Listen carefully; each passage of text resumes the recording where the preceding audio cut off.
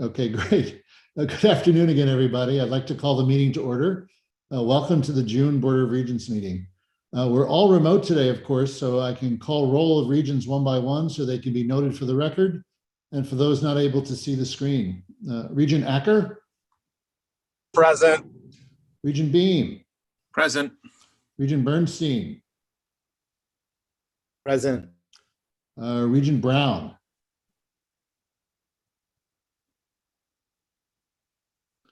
Regent Hubbard.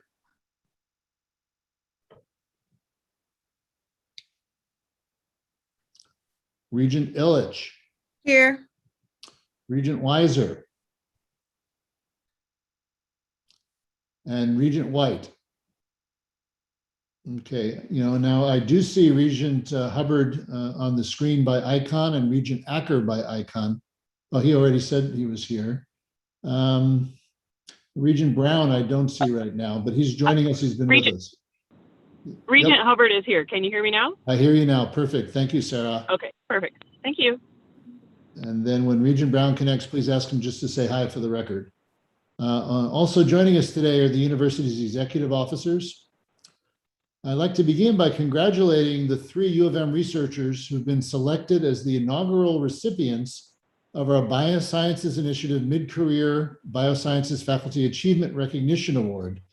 MBioFAR is a new annual award that recognizes exceptional mid-career faculty in the biosciences and encourages innovative high-risk research. We designed MBioFAR to operate like an internal MacArthur Genius Award with nominations and a thorough review process. This year's awardees are Dana Dillinois, a professor and NSF International Chair of Environmental Health Sciences and Professor of Nutritional Sciences. Professor Dillinois is a toxicologist who studies gene-environment interactions in development and in disease, focusing on the role of nutrition and toxicants on the epigenome, or modifications to DNA that can lead to disease. Aubrey Gordon is an associate professor of epidemiology and a world leader in influenza epidemiology, focused on the dynamics of viral transmission in tropical countries. Professor Gordon's studies help provide the data needed to optimize the timing of vaccination in Nicaragua, and she's currently conducting studies on COVID-19 in children and across people's lifespans, and the transmission and immunity to SARS-CoV-2, the virus that causes COVID-19. Daniel Rabowski is an associate professor of ecology and evolutionary biology and associate curator at the Museum of Zoology. Professor Rabowski's highly influential work focuses on answering the question, what is responsible for the tremendous amount of biodiversity on Earth? To address that, he develops novel mathematical approaches to understand the rates at which species form and go extinct. The MBioFAR recipients are amongst those who are at the forefront of our university's leadership in the biosciences. I commend these incredible faculty members for their academic accomplishments, professional achievements, and exceptional ongoing promise for future discovery. Please join me in congratulating our inaugural Mid-Career Biosciences Faculty Achievement Recognition Award recipients.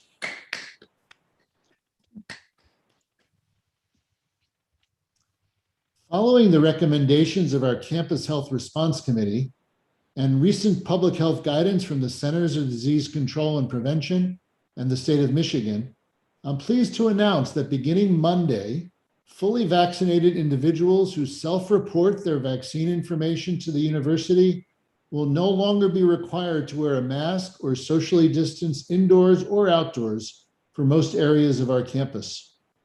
We'll continue to require face coverings for now, regardless of vaccination status, in classrooms, on campus transportation, and in healthcare areas where patients may be present. But as we're able to better assess vaccination rates in our community, we may modify our approach for our classrooms. To support our return to more traditional residential campus activities, we're adding a number of new tools for members of our community. Faculty and staff are asked to self-report their vaccination information via Wolverine Access using the same tool launched in April to collect student vaccination information. Ann Arbor campus students, faculty, and staff who get vaccinated and submit their vaccination information will be eligible for prize drawings scheduled to begin in the coming weeks. Employees at Michigan Medicine, Dearborn, and Flint should watch for future communications from their campuses. Prizes for students will range from gift cards to tickets to future athletic events. Faculty and staff drawings will also feature a variety of rewards, including cash prizes, parking passes, U of M athletics and performing arts tickets, and University Musical Society tickets. Students who've already submitted vaccination information will be entered into a separate prize drawing. Later this month, our Responsive Blue app will include a vaccination box reflecting users' self-reported status. The weekly testing requirement will be waived for fully vaccinated students, and the testing box will be removed from their Responsive Blue. Our work continues with guidepost solutions to enhance the sexual misconduct prevention, educational, outreach, and support resources for all members of our community. We're finalizing a series of changes, including new and updated policies and mitigation and support efforts, following engagement with our community and with faculty experts. We'll have more to share next month at our July board meeting. I thank the members of the Task Force on Advancing Public Safety at the University of Michigan. In addition to providing multiple opportunities for community members to share experiences, perspectives, and concerns, the task force made recommendations for reforms and identified a number of areas in which data should be made available. They also noted areas in which our Department of Public Safety was to be commended. The members' commitment to enhancing public safety for all constituents on our campus is evident in the recommendations, and we're moving forward on many of them. Additional details, along with the full report, are available on the Provost website and in the university record. I want to emphasize that work to advance public safety must be ongoing. This includes physical and emotional safety. The work is integral to our mission, to our desire to always improve, and to uphold our commitment to anti-racism. The June meeting is traditionally the time the Regents vote on a new chair and vice chair of the board for the coming year. The election will take place later in the meeting, but I'd like to thank Board Chair Regent Illich and Vice Chair Regent Acker for their close collaboration with me and their dedicated service over the last several months. Leadership during a global pandemic is incredibly challenging, and I express my appreciation to Regents Illich and Acker, not only for their tireless efforts to ensure that U of M emerges from COVID-19 as a great institution, but also for their commitment to engaging with our many, many stakeholders. It's really been a pleasure working so closely with the two of you. The University of Michigan is once again ranked the top US public university in the QS World University Rankings. U of M maintained its top US public university ranking since 2016. The annual list ranks the 1,300 best institutions from all around the world and are based on academic reputation, employer reputation, student-faculty ratio, citations per faculty, proportion of international faculty, and proportion of international students. On our agenda this month are the annual budget presentations for the university. All of the deans, executive officers, and their teams have focused on strategic investments that enhance the mission of our great university. This year's budget will serve the people of our state and of the U of M community by driving our cherished values of academic excellence, affordability, societal impact, and support of our students and employees. Our budget includes key items that we've developed with the leadership of the Regents and with input from members of our community and generous private supporters and advocates for change. Our budget identifies and funds many of the priorities we share. Our budget invests in the academic and research programs that make us the top US public university, as I've just mentioned. Our budget increases the minimum wage for all permanent university employees to at least $15 an hour. Our budget increases support of students on all three of our campuses, and Chancellor Dutta and Grasso will share more details shortly for Flint and Dearborn. For Ann Arbor, because of our investment in need-based financial aid, more than a quarter of our in-state undergraduate students will pay no tuition, and about 65% will not see an increase in what they pay for tuition.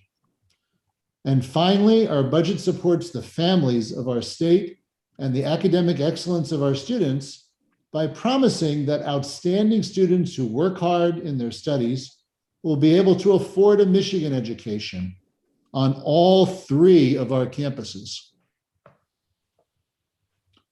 The University of Michigan will provide resources to extend the Go Blue Guarantee to high-achieving in-state students on our Flint and Dearborn campuses.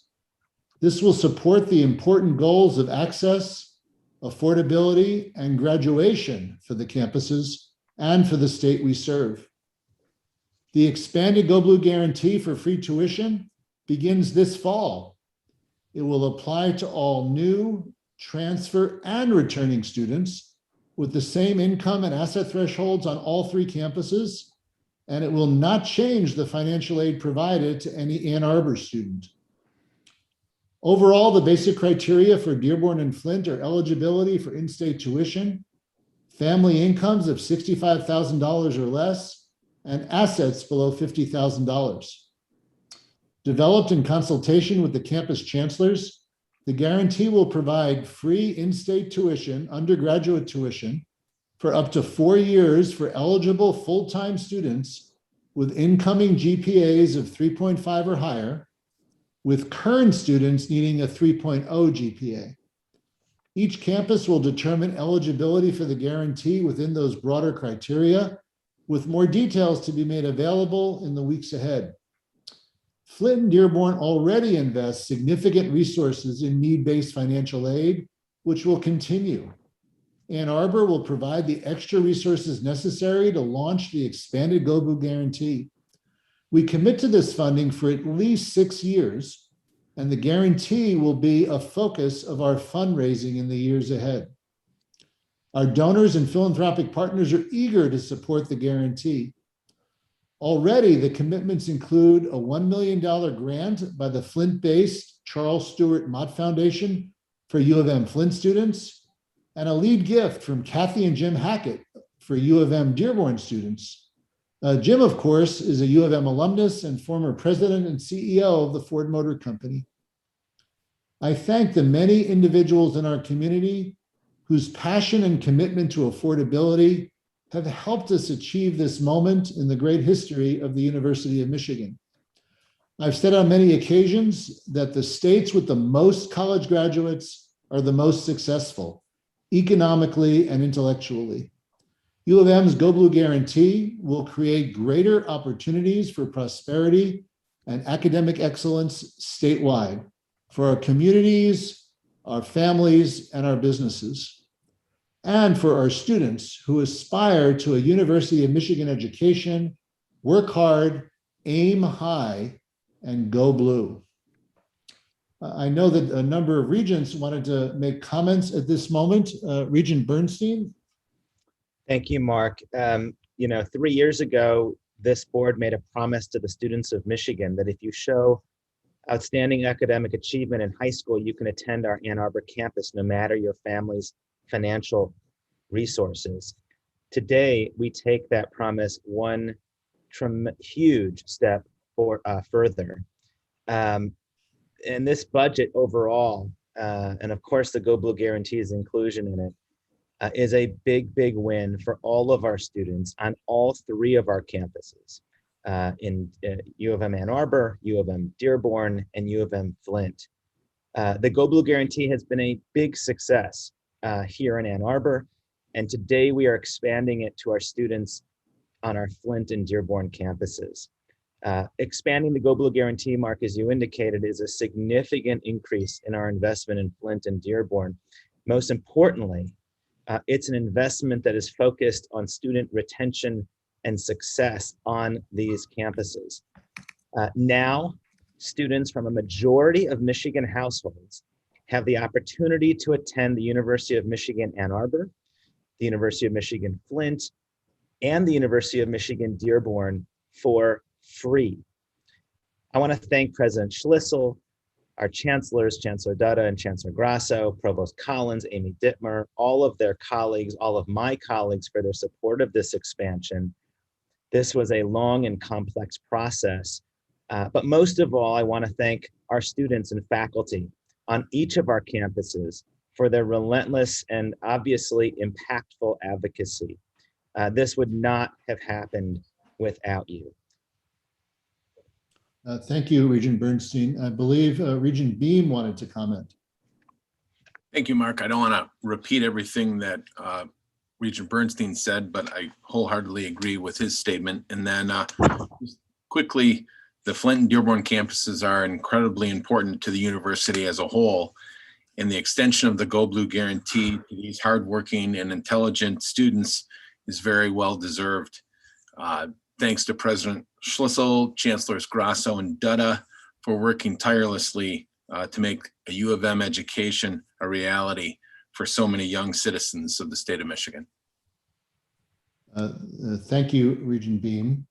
Thank you for those comments. I now ask for a show of support by raised hands for extending the Go Blue guarantee to high achieving in-state undergraduate students on our Flint and Dearborn campuses. Denise, you can't put up two hands. Oh, okay, I get your She's enthusiasm. putting one up for me, President Schlissel. Gotcha. Yeah, So me too. it's a She hand can for put one Regent up for me. Actor. Does she have three? Okay, Yeah. 3 hands. Okay, very good. Well, thank you and congratulations, Regents. On really, this is an institutional accomplishment. So thank you for your support.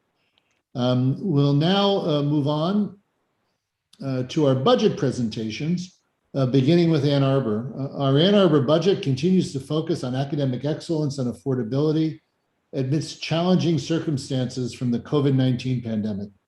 I especially appreciate the work and leadership of Provost Collins, Senior Vice Provost for Academic and Budgetary Affairs, Amy Dittmar, and their staffs for developing this budget. I now turn the floor over to Provost Collins. Great, thank you very much, President Schlissel. And it is now my pleasure to present the fiscal year 2022 general fund budget for the Ann Arbor campus. Next slide, please. After a year of uncertainty and changing circumstances due to the pandemic, we are simply delighted to be able to focus on a return to the residential experience for our students, and so proud to report that the demand for a University of Michigan education remains very strong. This year's budget recommendation reflects our long-standing priorities of both academic excellence and affordability, and it is designed to uphold the value of the Michigan education. Accomplishing this requires us to invest strategically so as to enhance the student experience, to provide need-based financial aid, and to preserve and advance the excellence of our academic programs.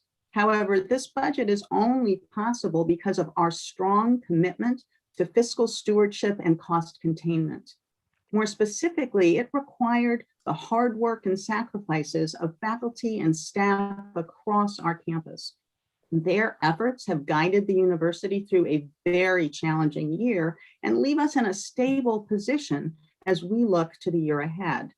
I would like to give a special thank you to the budget team in the provost's office, who are such careful and tireless workers and have developed a budget that advances the university's mission in this period of economic uncertainty. Thank you. I would also like to extend my appreciation to each member of the Board of Regents. Thank you for your ongoing input and your counsel as we crafted this budget recommendation. Next slide, please. The budget materials contain a summary of the general fund budget for the Ann Arbor campus, as well as information about key revenue flows and their allocation. This budget focuses on supporting our people, the students, faculty, and staff who really are at the heart of the university's mission. So in my remarks today, I'll highlight just some of the ways that our people are supported through the priorities that are embedded in this budget. Next slide, please. Approval of this budget invests in our students, their academic success, their well-being, and their engagement. And while these are high priorities every year, they are especially important this year as we emerge from the pandemic. Faculty and staff across our campus have been hard at work developing new, innovative programming to welcome students back to campus, to increase opportunities for student engagement, and to enhance our wide array of offerings that support student success. So today I'll highlight just 2 examples of the investments that we are making to expand our services for students and to ensure their success. First, strengthening the second-year experience is a new initiative that will reintroduce returning students to campus. Our students tell us that making friends and finding community is one of the most important and rewarding aspects of their first year on campus, but we know this was so much more challenging this past year. And so we're expanding our first-year experience programming to include second-year students. This program helps students transition to campus by engaging them in programs for personal and academic growth, navigating campus resources, and building meaningful connections with others. The second example is focused on wellness. Student mental health is a national concern that's been amplified by the effects of the pandemic and the impacts of systemic racism in our society. So this budget provides resources to integrate and expand services that promote student well-being. These additional resources will enable us to expand peer coaching, to enhance wellness coaching, and to increase our outreach to select groups. We are increasing the accessibility of care while improving its efficiency, and that includes the use of technology where appropriate. This is part of a comprehensive undertaking to holistically address the health and well-being of our students, undergraduate and graduate, and we're excited to be launching many of these enhancements beginning this fall. Next slide, please. Our budget also prioritizes our employees. The contributions of our faculty and staff make such a difference in the world through leading research, education, and public service that makes the University of Michigan a world-class institution. This budget includes contractual increases for bargain for employees and modest salary programs for faculty and staff. However, due to resource constraints, these salary programs are necessarily modest, and we do acknowledge that they do not make up for the year-long salary freeze that we implemented for our non-bargain for employees. We also recognize that hard economic times have the greatest impact on our lower paid employees. And so along with the merit-based salary programs, this budget also includes resources to increase the minimum wage to $15 an hour for all permanent university employees, both part-time and full-time. We're very grateful for the tenacity and the commitment of our faculty and staff over the past year, and pleased to support them in these ways. Next slide, please. Approval of this budget also supports ongoing research, scholarship, and service that benefit our society. Public research universities are vital to the health of our state, our country, and the world. Using scholarship and research to illuminate and address societal challenges is an essential part of the university's mission. Our faculty in every field contribute to our mission, and I'd like to highlight just 2 examples of the ways that our faculty's research helps improve people's lives. The shorelines of the Great Lakes are vulnerable to increasingly severe storms that we are experiencing as a result of climate change. The homes and businesses along the lakes are vulnerable as well. So taking a multidisciplinary approach, faculty in urban planning and the environment are working with local officials, with residents in shoreline areas, and with community groups to help them make informed decisions. The new methods developed here analyze shoreline dynamics, fiscal impacts, environmental vulnerabilities, and land use impacts, and assess their interrelationships. And this work helps local planning officials make informed decisions about land use policy. In health and patient care, pioneering treatments and research that lead to improved outcomes are a critical part of the mission of our medical center. DIPG, diffuse intrinsic pontine glioma, is a childhood brain tumor that is fatal. It begins in the brain stem and so is nearly impossible to remove surgically. That disease is a research focus of the Rogel Cancer Center and the Chad Carr Pediatric Brain Tumor Center. Faculty at these centers have explored the use of metabolic drugs that can cross the blood-brain barrier and attack the tumor cells. This research on mice demonstrates that these drugs can interrupt the progress of the cancer cells, leading to longer survival. These early stage results are encouraging, and researchers hope for a DIPG treatment for children and are now working towards human clinical trials. This budget includes resources to continue to pursue groundbreaking research and innovative discoveries such as these two examples. Next slide, please. Approval of this budget will advance our commitment to contain costs. In fact, cost containment is a critical part of the budget plan, enabling us to invest in academic excellence while also maintaining affordability. We expect to achieve ongoing savings totaling $29 million. So I'd like to speak briefly about some of the efforts we are undertaking to accomplish this. First, our experiences over the past year have helped us identify a number of opportunities for ongoing savings. For example, we've learned that virtual events and meetings can increase accessibility and participation. They also reduce the need for travel, supporting our carbon neutrality goals, and can increase productivity. We expect that some events and meetings will remain virtual going forward and that our travel costs will be reduced. In addition, some lower priority activities will be eliminated, while new high priority needs and initiatives will be funded with alternative revenue sources such as gifts wherever possible. We also continue to pursue new and innovative programming to optimize the use of our campus during the summer. This enables us to expand programs and provide additional opportunities for our students. These are just a few examples of the work that is going on across campus to increase efficiency and ensure that our resources are strategically deployed. We are working hard to keep costs down while also investing to protect and enhance the quality of the education and experience we deliver to our students. Our sticker price rates would be significantly higher without these cost containment actions. Next slide, please. Approval of this budget enables us to recommend no increase in the net price of tuition for the majority of in-state undergraduates. Many students pay less than the published price of tuition as a result of our university's generous financial aid packages. For example, about 65% of in-state undergraduate students receive grant and scholarship aid. These students pay less than the sticker price, and most of these students and their families will see no increase in the net price of tuition. In this context, I'd like to highlight the Go Blue Guarantee, which offers free tuition for in-state families earning $65,000 or less. The University of Michigan also offers a number of other full tuition scholarships for in-state students such as Hale, Wolverine Pathways, Detroit Promise, and Fairfax.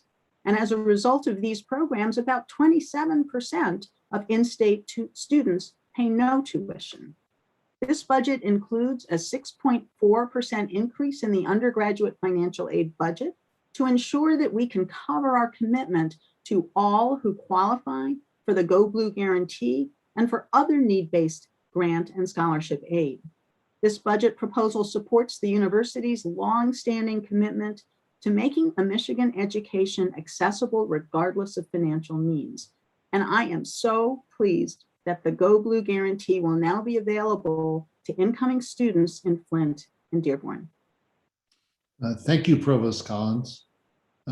Just as our annual budgets have done for more than a decade, this year's budget enables a 0% increase in the net price of tuition for the majority of our undergraduate students from Michigan.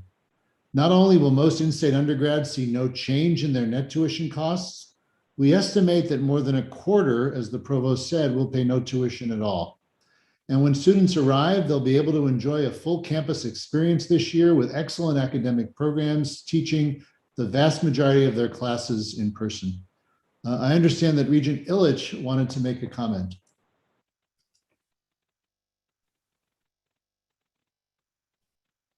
Whoop, you're still on mute, Regent Illich. Thank Thank you, you. President Schlissel.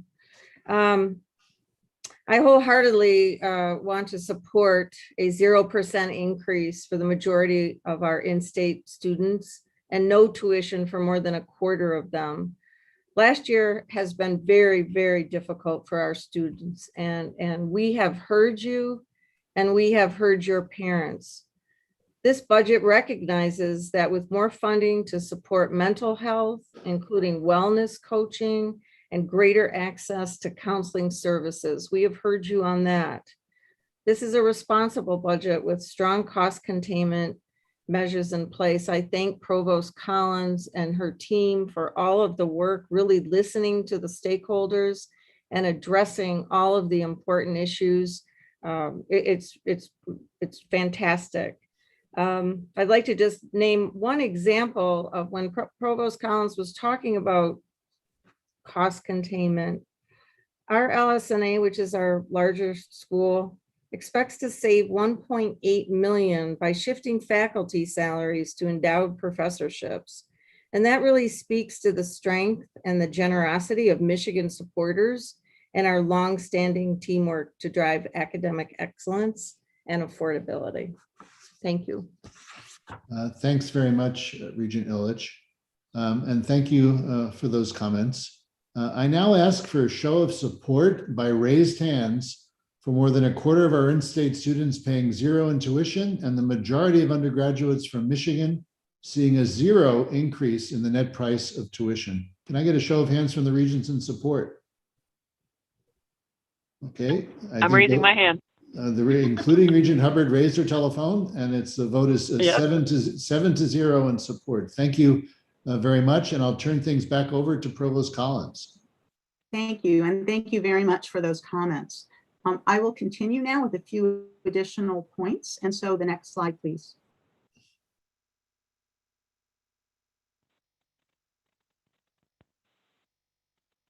See if we could go back to the presentation, please, and with slide 9.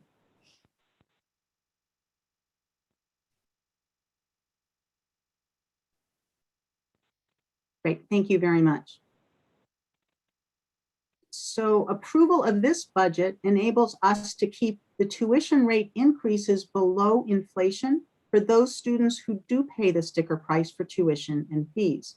This budget includes an increase of $230 per year, or 1.4% for in-state undergraduates, and an increase of 1.8% for most other rates. And there are a few differential increases recommended for specific graduate programs that are listed in your materials. I'll note that state funding for fiscal year 22 remains uncertain. The State House has proposed a bill that would result in a reduction of nearly $40 million for the Ann Arbor campus. However, the budget we present today aligns with the recommendations of the State Senate and the governor, which include no change in our ongoing appropriations, coupled with an additional $6.6 million in one-time funds. We are committed to a budget that provides for increased financial aid to support families with financial need, for an expansion of programming for students' academic success, well-being, and engagement, and for modest salary programs following a year-long salary freeze. Although less than inflation, the small proposed increase in tuition and required fees, coupled with our cost containment actions, will make it possible for us to achieve these goals. Raising tuition rates slightly, less than the rate of inflation for those who can afford it, allows us to continue the University of Michigan trend of increasing aid for the students who need it the most. For our more affluent in-state students who will pay the tuition increase, it equates to less than $20 more per month. This increase will affect a little more than a third of our in-state undergraduate students. Let me turn it back to Provost Collins. Thank you. The final slide, please. So this budget reflects the collective commitment of faculty, staff, and leadership across the university at all levels. It protects the value of a Michigan degree through a combined commitment to academic excellence, affordability, cost containment, and fiscal stewardship. Again, I would like to thank our faculty, staff, and board members for your steadfast commitment to uphold the excellence of this world-class institution. We must continue to work together to ensure that our resources are carefully and strategically deployed as we carry out our mission. And we are truly looking forward to welcoming our students back to campus this fall. Thank you. Thank you very much, Provost Collins. I now call upon Vice President Harmon to present the Ann Arbor housing and fee budgets. Thank you, President Saliso. I want to thank you for the opportunity to share our proposed room and board rate increase for FY22. Student Life is for housing.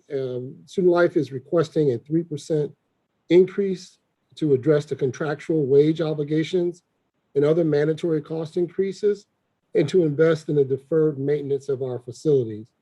In summary, our commitment to provide affordable housing to our students and provide them with a robust co-curricular learning experience in a safe and healthy environment is critically important. Next, I will discuss the fee assessments for Central Student Government, Student Legal Services, and the school and college student governments. In all three scenarios, I'm presenting no increase over the previous year. For Central Student Government, we are proposing the renewal of a $9.19 per student per term fee. Central Student Government believes that the current structure will provide adequate funding for the coming fiscal year. For Student Legal Services, we are proposing the renewal of the $8.50 per student per term fee, which again is no change from the previous year. And Student Life believes that Student Legal Services will have sufficient resources for FY22 under the current structure. And third, the $1.50 per student per term fee for the school and college student governments does not represent a change over the previous year. We believe that the school and college government organizations have adequate funding for FY22. So therefore, in all three of those scenarios, we're not presenting any increases. And finally, for University Health Services, Student Life is requesting a fee increase of 1.4% to the University Health Service fee for FY22. The proposed increase will allow UHS to enhance support in psychiatric care and musculoskeletal care and sports medicine. UHS will meet all of its cost increases through aggressive cost containment measures. And that concludes my report. Thank you, Vice President Harmon. Are there any questions or comments on the Ann Arbor budgets? Thank you. I next call upon Chancellor Dutta for the Flint budget.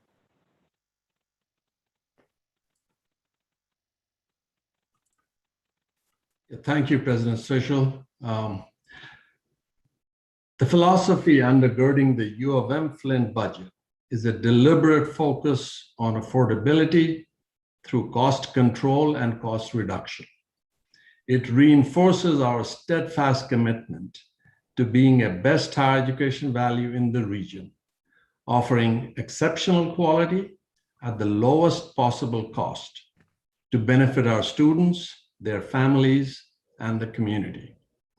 The proposed FY22 general fund budget for U of M Flint has a flat tuition and fees for undergraduate students and a 3% increase for graduate tuition. It assumes no change in undergraduate enrollment and a 13 to 14% increase in graduate enrollment. The financial aid, institutional aid now has been increased significantly through the Blue for You program on recruitment, retention, and graduation, and now through the Go Blue guarantee. The proposed budget includes our state appropriation of approximately about $24.4 million. The room rate increase that we are proposing on average is 2.76, and there is no increase in meal plan rates.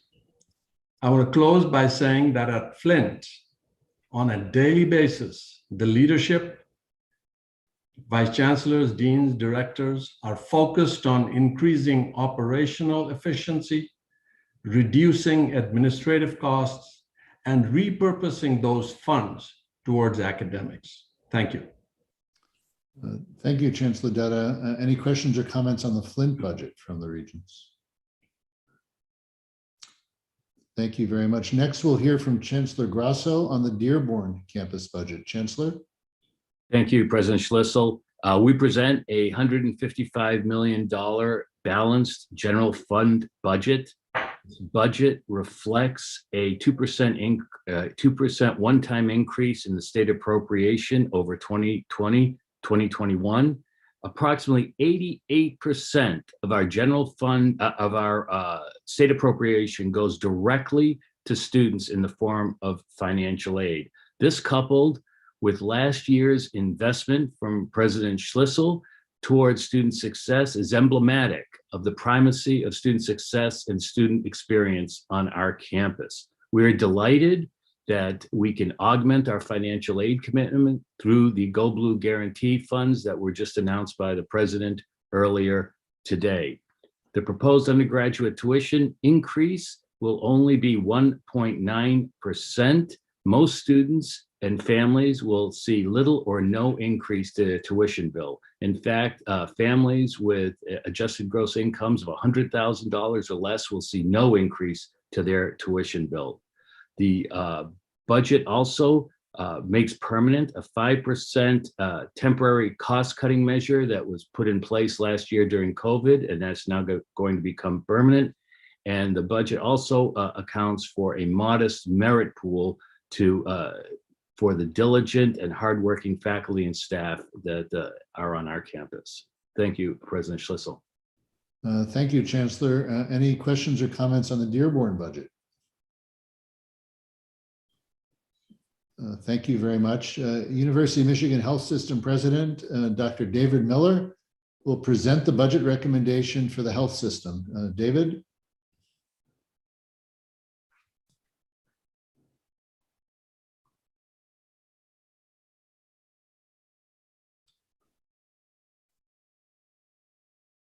You might still be on mute, David.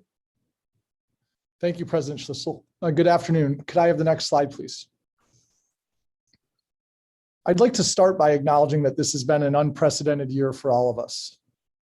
The COVID-19 pandemic arrived in the state of Michigan in March of 2020. Several months later, toward the end of the first surge of the pandemic, our country faced social unrest sparked by the killing of George Floyd and other Black Americans, as well as other acts of racism and discrimination. Several pandemic surges then strained our system and teams again in the fall of 2020, as well as the spring of 2021. Our vaccine program rollout in January 2021 has been a source of great optimism, but has also come with supply and other challenges. Could I have the next slide, please? Despite these challenges, we've made forward progress. Our approach to addressing the challenges of 2020 reflects our relentless focus on our core values and our mission of advancing health to serve Michigan and the world.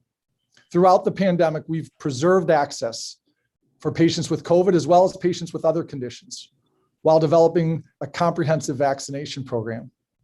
We've also ensured patient quality, safety, and an outstanding experience. We've continued to invest in our teams and our culture, including a comprehensive action plan through our Anti-Racism Oversight Committee, as well as other efforts to increase the inclusiveness and equity of our culture. Could I have the next slide, please? Throughout the pandemic, we've maintained a commitment to balancing access to care for patients with COVID and patients with other conditions. In this slide, the figure on the left highlights our inpatient census for patients with COVID, shown with a blue curve. The yellow curve reflects our overall inpatient census. The main message is that after the first resurgence, which is shown in March and April of 2020, we've been able to maintain our hospital census at nearly pre-pandemic levels, confirming our ability to preserve access for all of our patients and communities.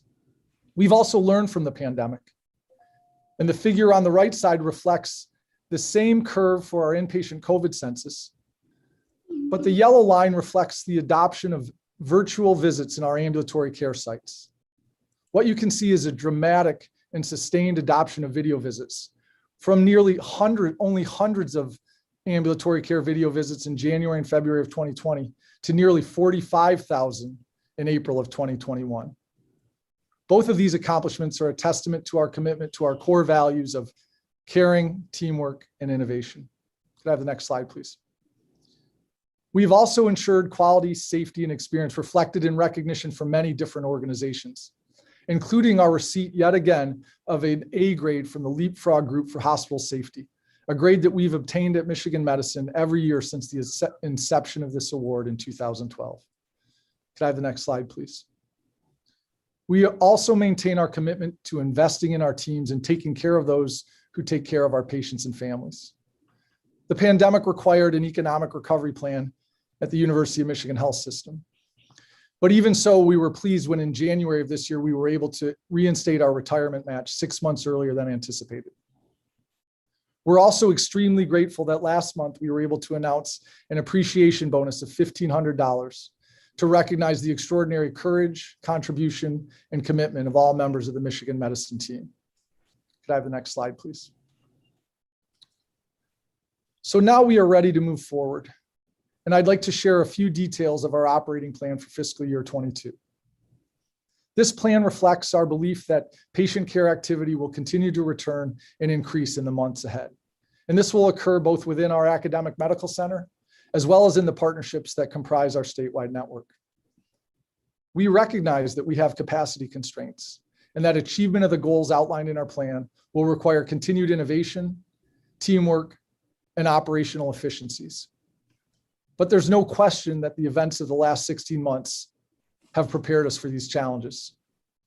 And in fact, we will seek to accomplish the goals in our plan through a relentless focus on foundational principles of belonging and inclusion across our organization, easier access to care, a relentless focus on safety and quality, and outstanding experiences for both our employees and our patients.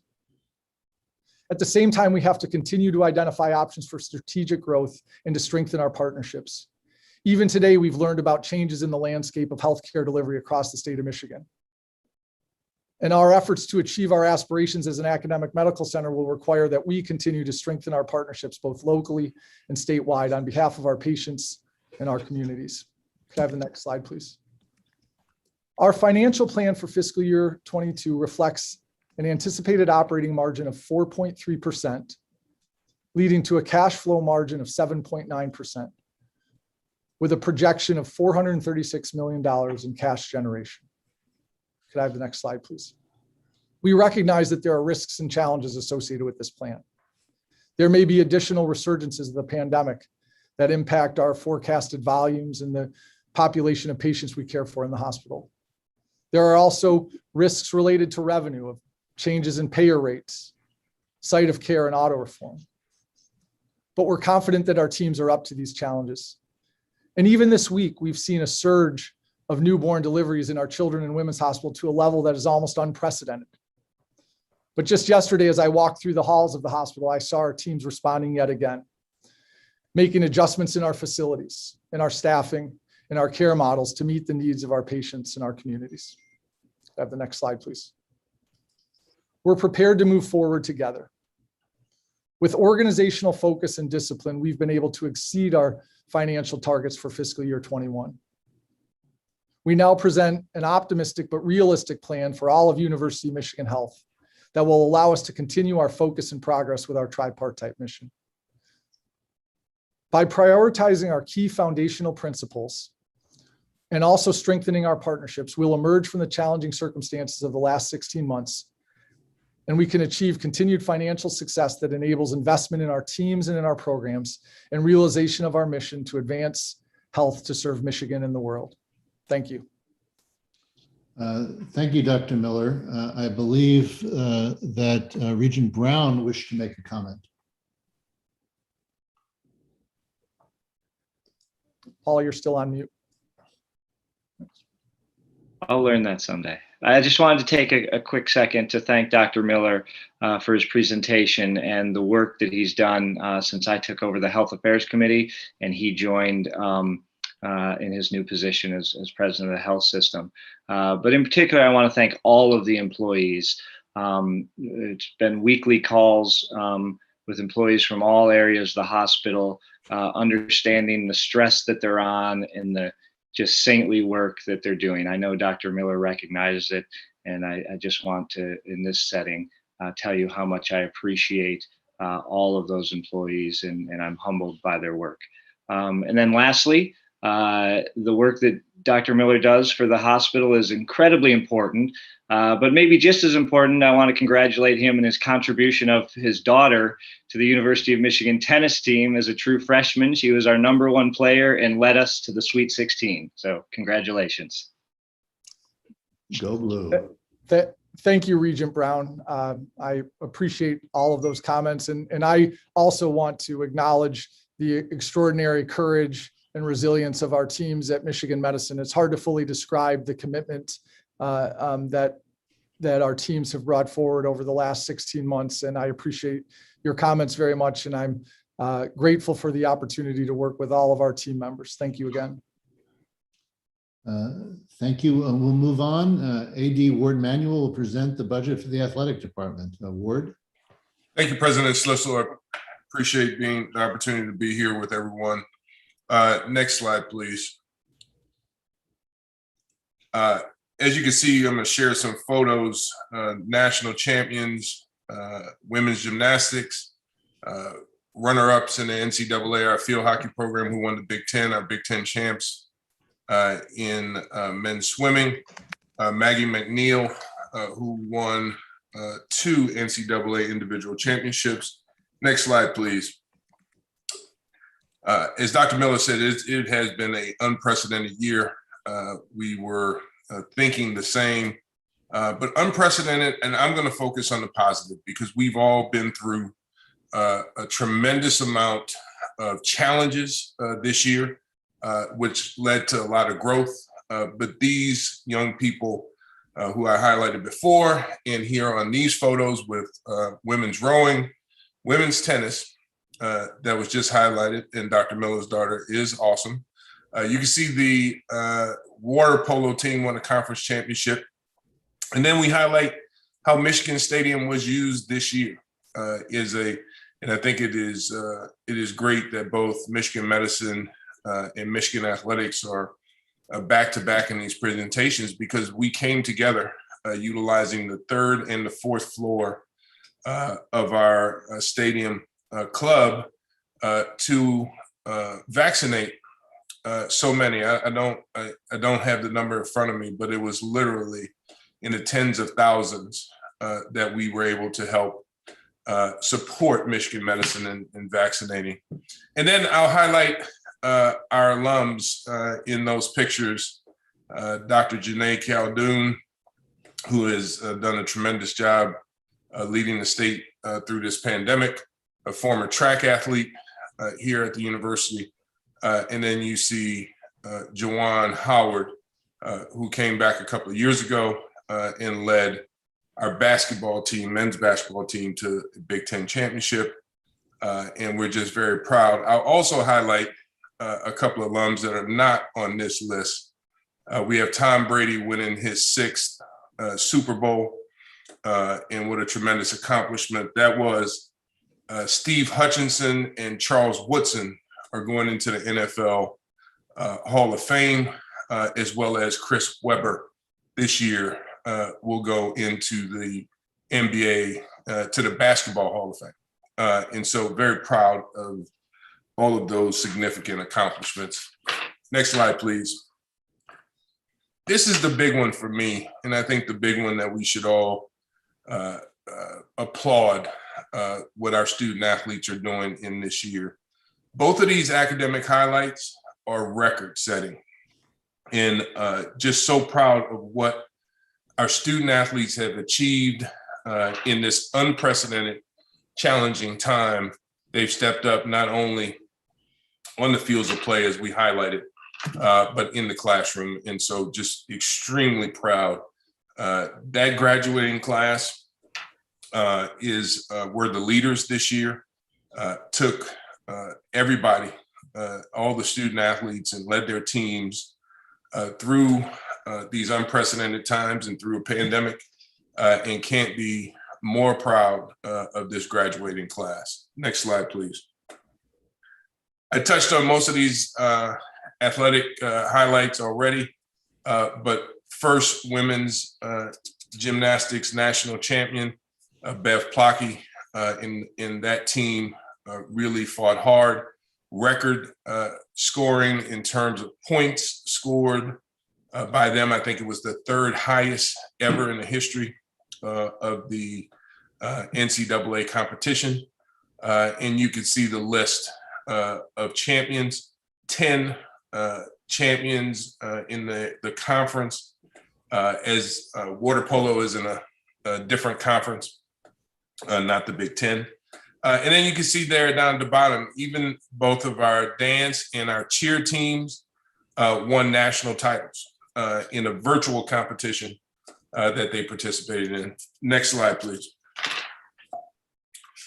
You'll see some additional highlights in terms of the finishes. I'll point to bullet point number 2. We're currently second place overall in the Learfield IMG College Directors Cup standings. And that is just a testament to the overall success that we've had. While we've had some challenges with some sports, overall, the success in the classroom and the success overall of our student athletes has been something that we can all be very proud of. Next slide, please. I want to thank and highlight my CFO, Andrew Creeves, and Rob Rodemaker, who is my Executive Associate AD for Internal Operations, for all of their work on the budget. But it really takes a village. My leadership team, the head coaches, our assistant coaches, and all of our staff have really pulled together to find a way to get through this year with as minimal impact in terms of a deficit as we can, and you'll see that in a second. Lastly, I want to thank our student athletes, especially our student athletes who endured, for health and safety reasons, and some financial, but mainly because of health and safety reasons and flights and those kind of things, endured long bus rides, long times on the road, longer than normal, to play a series of games as opposed to playing one game and returning home as we were accustomed to in some sports. Really going into a bubble when you look at what happened with some of the tournaments, both conference tournaments and postseason.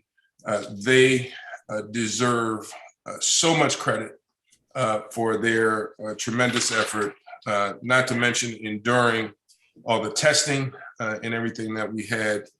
And I will give a lot of credit to Daryl Conway, who is an Executive Associate AD for Student Health and Welfare, and his staff, the trainers, for their efforts to keep all of our student athletes safe and healthy while they participate in the competition. Next slide, please. You will see from our projections last year, we thought we would have about 50%. Boy, was I wrong, attendance when we presented the budget last year in June. It turned out to be 0. And so that deficit that was projected to be 26, we had actually said we thought it would be somewhere around 80 million. And again, through the hard work of everyone, we are presenting a 62.9%, $62.9 million deficit this year. And we have a plan with the CFO's office, with Kevin Haggerty and now Brian Smith, to work through a payment plan from athletics back to the university to cover that loan for that debt. Next slide, please. So for this year, we're projecting a budget operating surplus of 1.4 million. Spectator admissions, hopefully, knock on wood, will continue to be allowed at 100% throughout the year, and we can get back to normal attendance. While we are not sure, we've heard back from some fans that they're still not comfortable in looking at basketball, baseball games that are occurring nationally now. I think fans are ever more, because of vaccinations, getting more comfortable returning to these venues for competition. And then you see the conference distribution from television should return to normal. And then team and game expenses will return to normal, playing non-conference competitions and traveling, as well as the salaries and wages that were reduced are expected and will return back to those levels that we saw pre-pandemic. Next slide. I think that's the end. Thank you so much. Thanks very much, Ward. Any questions or comments on our athletics budget? Thank you. I now call upon Interim Executive Vice President Brian Smith, who will conclude with the overall revenue and expenditure operating budgets. EVP Smith. Mr. President, I'm pleased to provide to the board the consolidated summary of the operating budget revenues and expenditures for fiscal year 2022. The consolidation reflects all operating units of the Ann Arbor, Dearborn, and Flint campuses. This includes, but is not limited to, all academic, health, student life, and athletic units. This presentation is summarized by funding source. When a budget is approved, the line item details of the budget will be published and made available to the public. Thank you very much. I think what I'd like to do is call for a motion in a second, and then we'll have discussants. Can I get a motion to move the budget of the university? So moved. Support. Thank you. I hear a motion in a second. There are a number of regents who wish to discuss. I turn first to Regent Acker. Thank you, President Schlissel. Good afternoon. I will keep my remarks today fairly brief, but would like to touch on a couple topics related to our budget. But first, if you'll indulge me for 30 seconds, I want to tell you briefly about something important going on in my hometown of Huntington Woods. 3 Mondays ago, I was awoken by a phone call from my cousin telling me that his friend and my high school classmate had been seized from his flight home from Myanmar and thrown into a notorious prison. A journalist, Danny Fenster, has spent the last 3 weeks in that jail, far away from his family, from Michigan, and from those whom he loves. Just hours ago, we learned that he was sent before a secret court and charged with a crime that has been used to intimidate and jail journalists in Myanmar.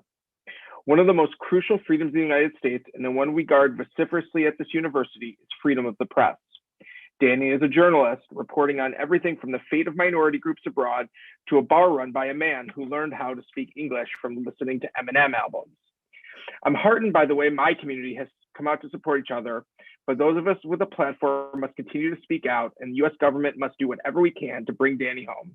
If you pray, or if you do not, please keep Danny Fenster in your thoughts and prayers. Thank you. There are a number of items in this budget I'd like to highlight, as I've been incredibly proud to work with this administration as vice chair over the last several months on it, and I look forward to voting for it. The first is the announcement of the Go Blue Guarantee at Flint and Dearborn. This is a major step forward for our campuses, and I want to congratulate the chancellors and President Schlissel for their excellent work in moving this forward. When we talk about the path forward to sustain success at our regional campuses, we're on it. I look forward to approving other additional long-term sustainable projects at Flint and Dearborn that we can and must fund in order to keep up the demands of higher education at our regional campuses. Make no mistake though, this is a game changer. I look forward to seeing the continuation of the Labor Center at U of M Dearborn, which has continued to educate thousands in the labor movement. I'm glad we can fund a commitment to continue its mission. The second thing that I would like to discuss is how happy I am that we are able to keep tuition stable for those receiving financial aid, while having a modest increase for those whose families can afford to pay. Coming out of the worst years in our university's history, if not the worst year, I'm glad that we could continue with smart financial management while keeping U of M affordable for Michiganders. Fourth and finally, it would be remiss of me at the end of this long year serving as vice chair to thank our outgoing chair, Regent Denise Illich. Regent Illich has been a rock of the university this year, and when called to go above and beyond, as she has many times by President Slissel this year, she has answered the call. I've seen up close what it's like, and I can say that you've handled this position with coolness under pressure, with wisdom, with grace, with humor, and yes, a little wine. We are much, much better for your doggedness and perseverance. Thank you so much, and I look forward to voting yes on this budget. Thank you, Regent Acker. Regent Brown wished to comment. Yes, I won't be as eloquent as my fellow Regent Acker, but I wanted to thank everyone for their work on this budget, including the president, the staff, the regents, especially Regent Beam as chair of the Flint and Dearborn Committee. But I also like to thank the students, the faculty, the staff, and community that continues to educate and advocate for the important budget priorities. No budget contains everything that I or any individual or group would like, but I'm particularly encouraged by some of the investments we have made in our employees and in Flint and Dearborn. In particular, since I joined the board a few years ago, we've increased compensation for all employees, including the just announced $15 an hour minimum wage on all campuses, while increasing student aid. We created the Committee on Flint and Dearborn, and particularly through the works of that committee, we have now extended the Go Blue Guarantee to Flint and Dearborn. A few others that are particularly important, I think, mostly funded out of the $20 million commitment from last year, 11 of which went to Flint to help create the College of Innovation and Technology with a $10 million grant from the CS Mott Foundation. Thank you. Expanded the Muncie Science Building, created 6 new endowed chairs, created the Urban Institute for Racial, Economic, and Environmental Justice, the first ever institute at U of M Flint. Completion of the program for adult non-completer populations. We've hired 10 new advisors, student advisor. It has the highest student advisor ratio in the country now at Flint. We created the student health and legal services on the Flint campus, and this year holding tuition in Flint at a 0% increase. And of course at Dearborn, besides of course the Go Blue Guarantee and the $15 million an hour wage, $9 million has been invested in Dearborn from last year's commitment, increasing in particularly important emergency funding to support students who any COVID-19 financial crisis. Funded the Dearborn Comeback Program, as Jordan mentioned, funding the Labor Center, and again, in particular, enhanced student peer mentoring program. These investments represent great progress, and everyone involved should be very proud. But I want to say these investments over the last couple of years are an example of an ongoing focus and commitment, particularly to the success of Flint and Dearborn, and we must sustain that focus and investment. So again, I am proud to vote for this budget. Thank you. Thanks very much, Regent Brown. Next is Regent Illich, I believe, wishes to speak. Regent Illich? Thank you. Thank you, Regent Acker, for your kind words. I'm not going to repeat all of the positives of this budget. Just want to highlight a couple things. I do want to thank the budget team, the president, the provost, for really working at helping others in a way that I haven't seen before with respect to the budget, and my colleagues have really highlighted some of those. I also want to thank those who care and advocate strongly every day for their desires in a budget. Whenever there's a budget, there's always give and take. Some are happy, some aren't. But we have really listened to you, and we have strategized, and I want to thank you for helping us solve the problems. We will continue to remain committed to Flint and Dearborn, and we will be laser focused on that. And then I want to say that we're really looking forward to getting back to a new normal. So I just want to thank, and it always happens kind of during the budget process, but thank our stakeholders, our students, our parents, our employees, our staff. It has been an unprecedented year, as it's been indicated. I would advocate that we haven't had a year like this in our 200-year history.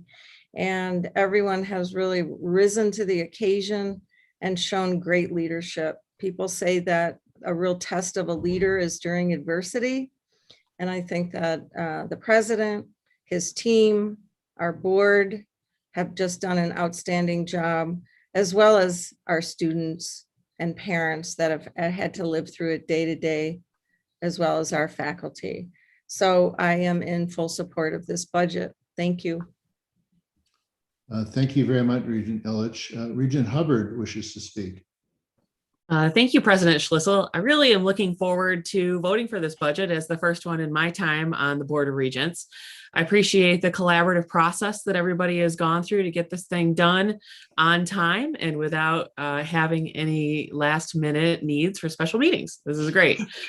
I really think this budget moves the university in the right direction with prioritization of support for students and families that live in Michigan, funded in part with a modest increase in tuition. The increase we're experiencing this year is certainly one that is keeping our costs in line and providing some restraint in our spending. So I appreciate the effort to find those cost savings throughout the budget and expect our focus to continue to balance revenue needs with opportunities to build in spending efficiencies.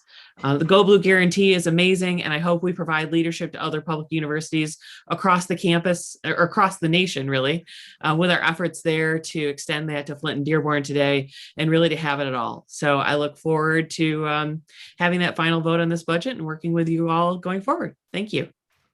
Thank you, Regent Hubbard. Regent Acker wishes a second bite at the apple. I apologize. I had one more thank you that I wanted to extend for this budget, and that's to President Schlissel.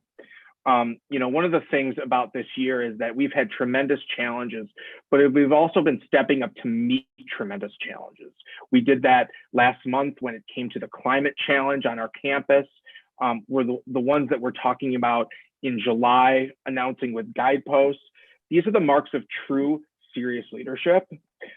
We've had rocky moments this year. I think everyone knows that. But make no mistake, these challenges we're facing are important. They're crucial to solve.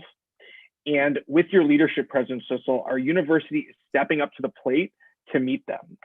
I appreciate not just your dedication to getting things right, but also how hard you work to do it. I can't tell you, and for those of you who are on this call know exactly what I'm talking about. I email President Schlissel at 11 o'clock and it's somehow at 11:20 p.m. there's an email response. Nobody works harder for this institution, and you deserve a congratulations for these things that we've been able to put through. Thank you. Thanks very much, Regent Acker. Thank you. Any further or final comments? I'd now like to call for a vote on this budget. Can all those in favor please raise your hands and say aye? Aye. Aye. Aye. Very good. Any opposed? Thank you. The budget carries by a 7-0 vote. Hey, Mark, this is I'm sorry. this Hey, is Ward. Ward. Speaking of 7-0, I have a point of clarification because I would hate Mr. Brady to be mad.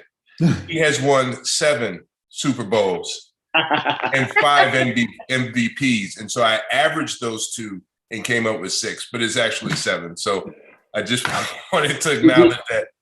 Is he watching? Did he just text you that clarification? You know what? No, but several people have.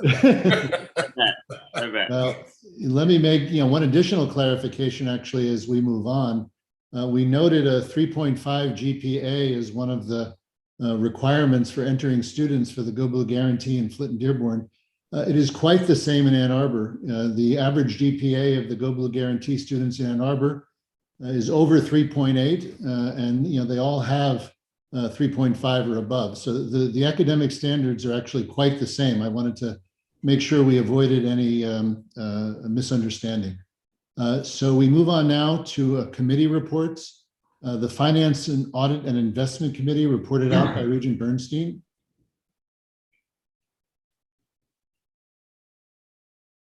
Thank you, Mark. The FAI committee met to review the internal audit plan of fiscal year 2022. Very exciting. Thank you. The Health Affairs Committee, Regent Brown.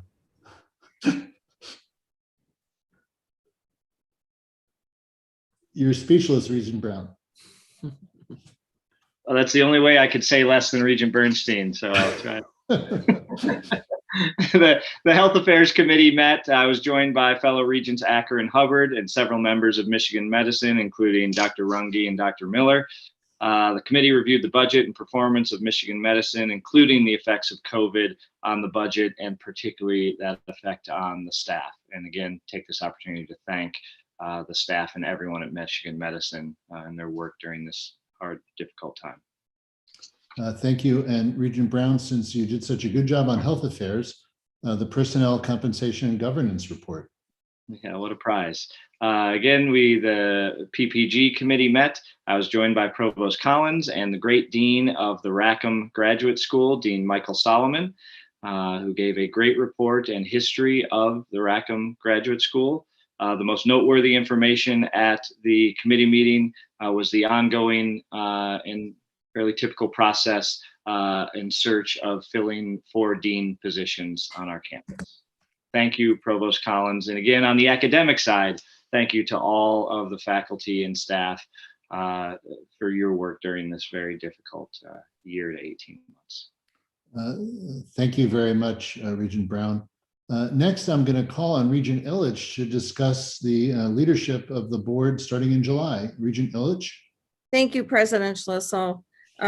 Before I do so, I do want to acknowledge my vice chair. In my family, he would have been called a wingman.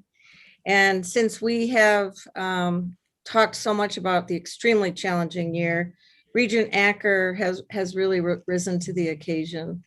I just want to say a couple things. His work ethic is second to none.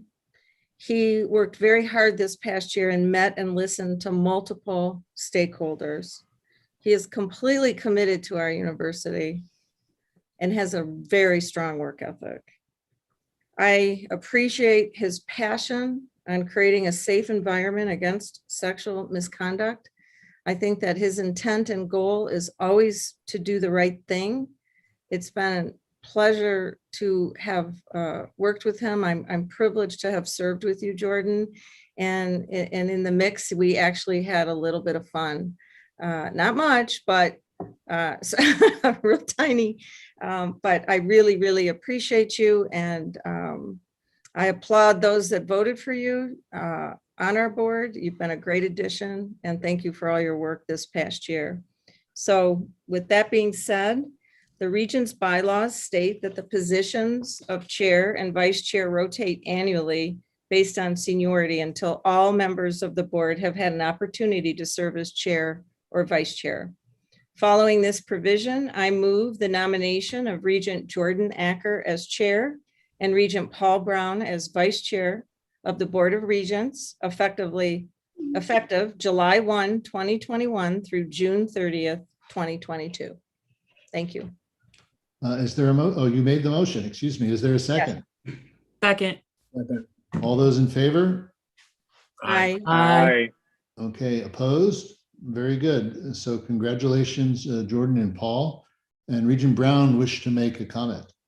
Yeah, just quickly, I also, like Regent Acker, wanted to thank Regent Illich for her work as chair. She's truly the conscience of the board and makes us all better through her leadership.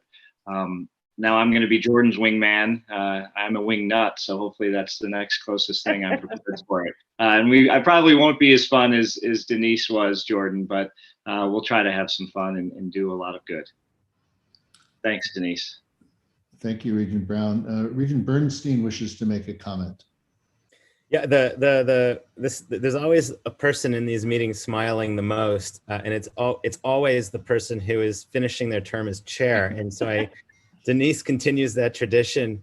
But I just want to add my voice to share my gratitude for you and appreciation for the work that you do and the way you do it and the impact you've made on this university and by extension and not a distant extension on society. And so thank you for your work, Jordan. Obviously looking forward to working with you and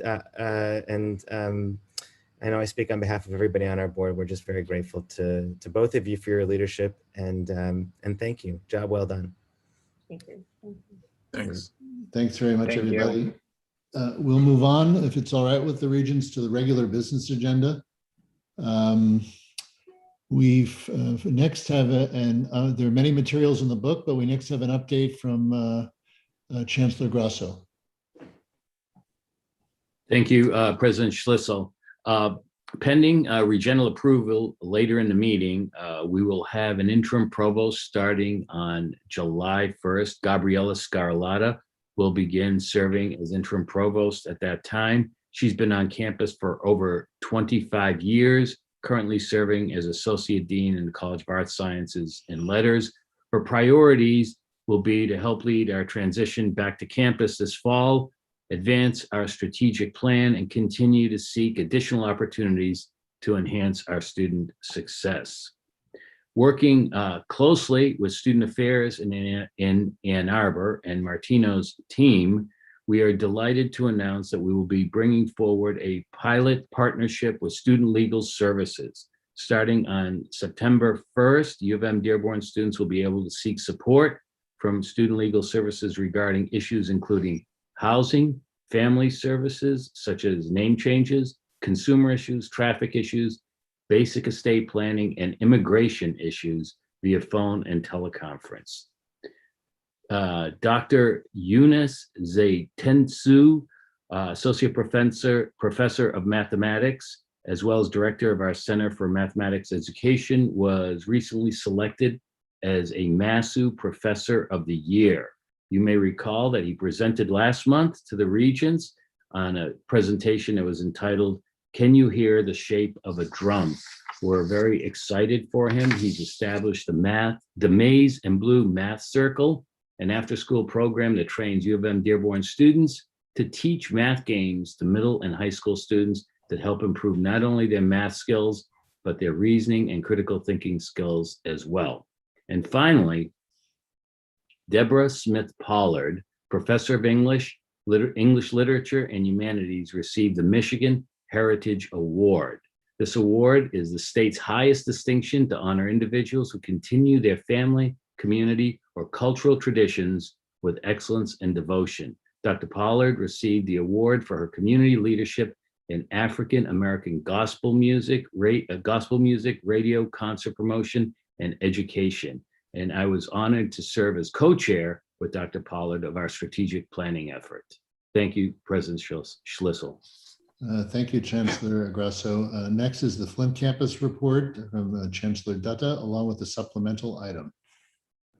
Thank you, President Schlissel. I'm thrilled to present for the approval of the board, Shari Schrader as the new Vice Chancellor for University Advancement at U of M Flint. Shari Schrader has worked at Purdue University for 18 years and is now the Chief Development Officer in the Purdue Polytechnic Institute, which was formerly the College of Technology. She has also been the Director of Development for the School of Chemical Engineering, School of Nursing, School of Health Sciences at Purdue. During her tenure as Chief Development Officer in the Purdue Polytechnic Institute, she has led the college advancement team and raised more than $160 million. She has played a key role in 2 Purdue capital campaigns that raised $1.7 and $2.5 billion over the last 15 years. She has also worked with several corporate and private foundations, such as Lilly Endowment, John Deere Foundation, Boeing Foundation, the Caterpillar Foundation, and so forth. She has participated in Big Ten development conferences at the Big Ten Fundraiser Institute, and in addition to the Association of Fundraising Professionals Training. A Michigander, Shari is a graduate of Central Michigan University, with a bachelor's degree in journalism and public relations. So I respectfully request your vote of approval. Just a few other items of note. On June 9th, Paula Nass, the director of our Office of Economic Development, had the honor to testify before the U.S. House Research and Technology Subcommittee on Science, Space, and Technology on the topic of building regional innovation economies. Paula spoke about the importance of Economic Development Administration, EDA, their support of regional public universities as engines of economic growth. She also mentioned several U of M Flint programs that aim to build a strong foundation for a sustainable economy together with our community partners. We initiated a process for the University of Michigan to sign an agreement with Amazon Web Services Academy. The AWS Academy now allows us to offer a cloud computing curriculum and prepare students for professional certifications while they are completing their degrees. As a part of this agreement, and it's for free, 2 of our computer science faculty members are now being trained to become certified under AWS. I'm very pleased to announce that our College of Health Sciences, the public health programs, have received accreditation from the Council on Education for Public Health. And last but not least, U of M Flint has just been selected by Military Times as a Best for Vets college in 2021. We ranked 41 out of 366 institutions. We are very proud of the work that the Veterans Education Center does in the Division of Student Affairs. Thank you. Thank you very much, Chancellor. The personnel reports are, I'm sorry, we're faculty governance. No, student government report. I'd like to call on CSG President Nithya Arun. Nithya? Hello, can you all hear me? Yes. Okay, perfect. So thank you for the opportunity to speak to you all today.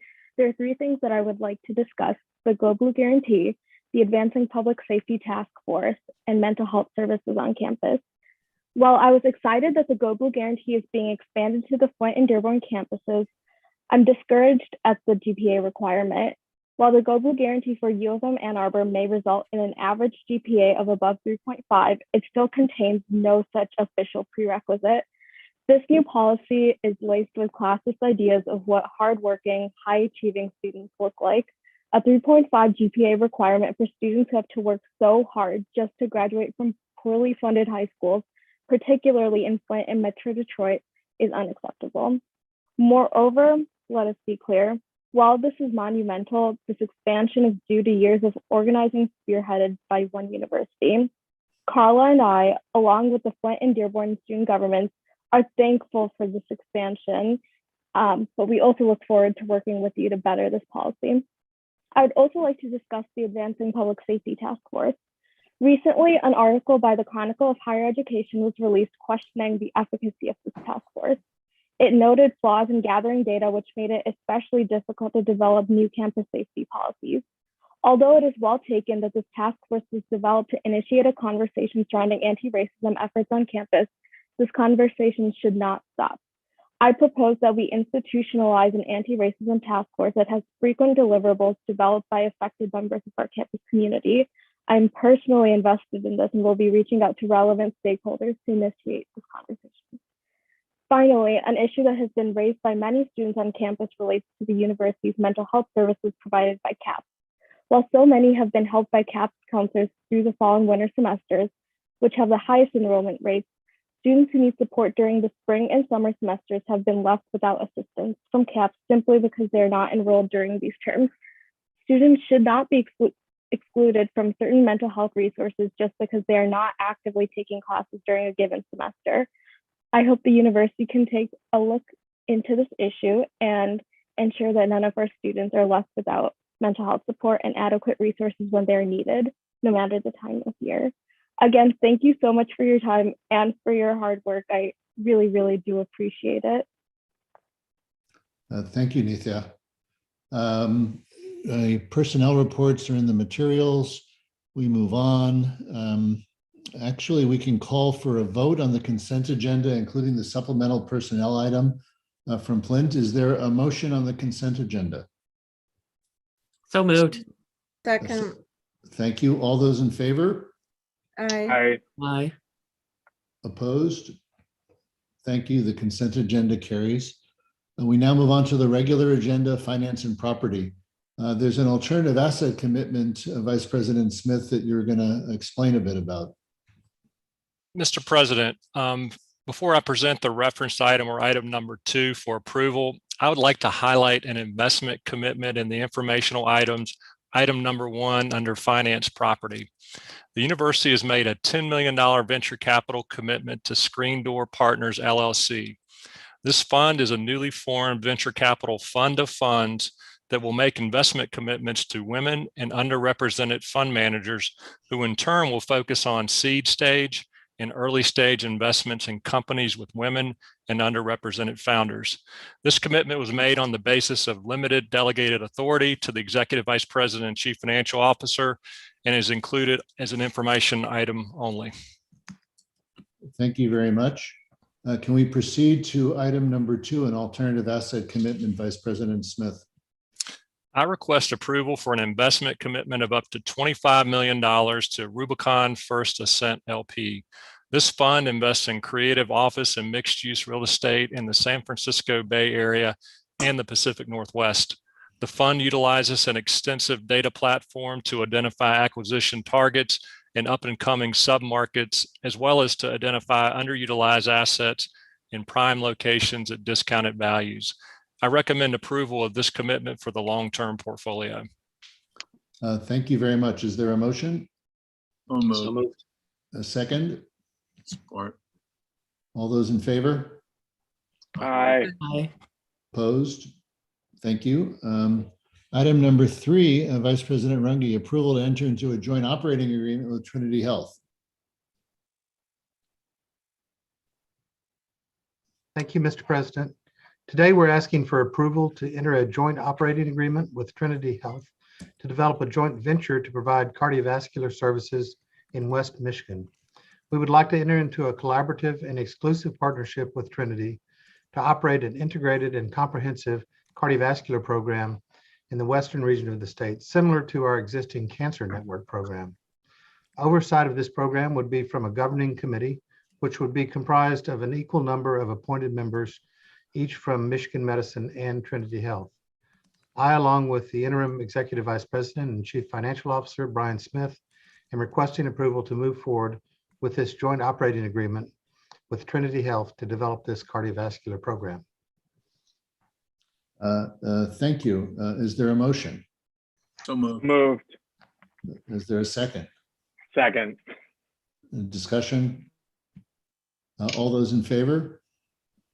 Aye. Aye. Opposed? Thank you. The motion carries. We now move on to the conflicts agenda. Items 4 through 11 are conflict of interest items, each of which requires 6 votes for approval. The Regents have carefully reviewed all of these items and will consider them together as a block in one vote, unless any Regent requests individual consideration of or recusal from voting on a particular item. Does anyone have any questions about a particular item? Would any Regents like to request recusal from voting on any items? And now call for a vote on items 4 through 11. Is there a motion to approve? So moved. Is there a second? Second. All those in favor, show of hands, please. Opposed? Thank you. The conflicts agenda carries. The Michigan Health Corporation Business Plan, Vice President Runge. Mr. President, I'm seeking approval of the Michigan Health Corporation FY22 Business Plan. The Michigan Health Corporation Board of Directors, myself as the Michigan Health Corporation sole member representative, and the University of Michigan Health System Board have unanimously approved the FY22 business plan and recommend it for approval. Thank you very much. Is there a motion? So moved. Thank you. And I heard a second. All those in favor? Aye. Aye. Thank you. Opposed? Very good. The motion carries. Thank you very much. I'll now turn the meeting over to Vice President Churchill, who will moderate our public session, public comment session. Sally? Yeah, thank you, President Schlissel. Our first speaker is Veronica Robinson. She will be brought in now. Hello, my name is Veronica Robinson, and I'm a lecturer 4 in the nursing department at the University of Michigan Flint. I have worked here for about 7 years, and I really enjoy working with the students, faculty, and the staff. Actually, I worked with U of M Flint nursing students for almost 10 years in my previous job. They assisted me in administering flu shots to the employees. From that point forward, I've witnessed their professionalism and dedication to the nursing profession. I want to address disparities in pay among the 3 campuses. The minimal starting salary at U of M Flint and Dearborn is $41,000 compared to the minimal starting salary of $51,000 at U of M Ann Arbor. This strategy of underpaying lecturers doesn't help our students. Although lecturers in Flint and Dearborn are paid less, our students usually graduate with more debt than Ann Arbor students. I graduated from the University of Michigan with a BSN in 1987. When pursuing a teaching position in 2013, U of M Flint was my first choice for working regarding reputation, prestige, and location, but not my first choice regarding pay. I could receive a more respectable salary working at a local community college than I can at the University of Michigan Flint. I know of valuable lecturers at the university who have been lost to community colleges as they pay more than U of M Flint does. Our lecturers are forced to make the type of choice as far as where they're going to work based on pay. Many lecturers work for several other universities and colleges just to make ends meet. Within the last year, over 41% of lecturers from the Flint campus have been laid off, leaving me to wonder if lecturers are even valued at the university. If lecturers are valued, the university would equalize starting pay beginning between the universities, which would retain valuable lecturers instead of contributing to the sometimes high turnover. Student retention is also hurt when lecturers are unpaid and undervalued. The problems I've highlighted thus far also intersect other issues. There is a current shortage of nursing faculty. The School of Nursing endeavors to find the much needed faculty prior to the beginning of each semester. It is becoming more challenging to locate clinical nursing faculty, which is my specialty. It is becoming, lecturers simply are not paid a respectable, dignified salary. I believe that the pay disparity further complicates our ability to attain and retain highly qualified nursing faculty, who in turn educate the nursing students who will then provide excellent patient care expected of a University of Michigan graduate. I want to close by restating how important it is for you to support the entire University of Michigan. Today's decision to extend the Go Blue Guarantee to Flint and Dearborn is a good start. Supporting Leo's contract proposals is another essential next step. We've been extremely reasonable with management and have reached agreements in a number of areas. Raising starting pay to moral minimums, being able to obtain the title of teaching professor, making movements towards adequate childcare support, and being able to protect our members from the harmful effects of the racist felony disclosure, SPG, are all serious sticking points that still remain. Thank you. Your time is up. If you were in the middle of a sentence, you can finish it, but we're over time and we have a number of speakers. I was just going to finish by saying this one thing. I'm asking for your support in pushing the administration to settle negotiations by agreeing to a Leo contract that includes parity, dignity, and respect. Thank you. Thank you very much. Appreciate your understanding. Okay. Next up is Kimberly Kutnick. Hello, can you guys hear me? Yes, we can. Thank Okay. you. Hi, thank you. All right, let me get to my speech here. Good afternoon. My 3 minutes today aren't about who is pro-Palestine or pro-Israel. I want to address how several organizations housed within the university community, both unaffiliated with religion and foreign affairs, have aligned themselves with Palestine. On May 10th, a handful of representatives of the CSG wrote a statement that appeared to voice the opinion of the entire CSG. I have chosen two key takeaways that had a jarring effect on me as a parent with a rising freshman.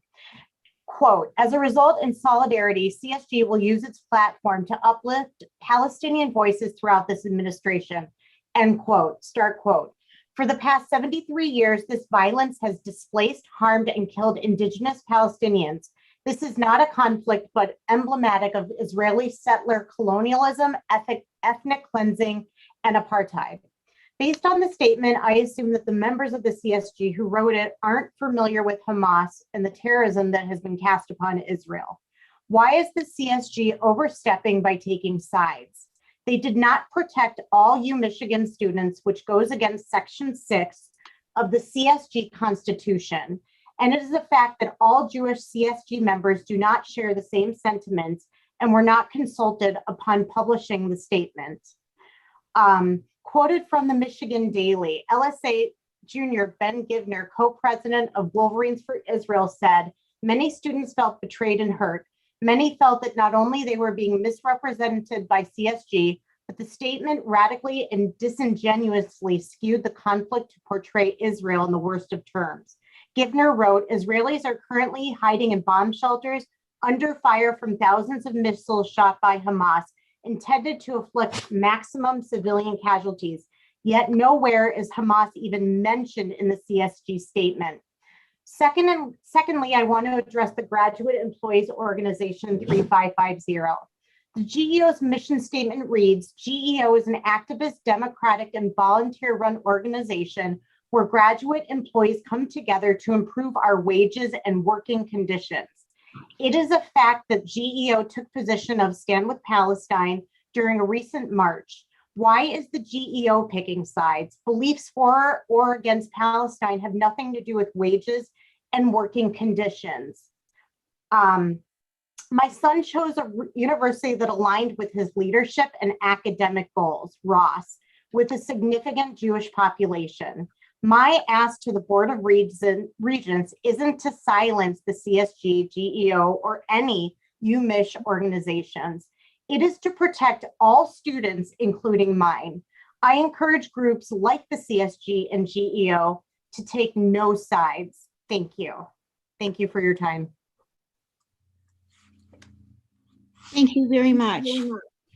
Okay, our next speaker is Randy Wishler.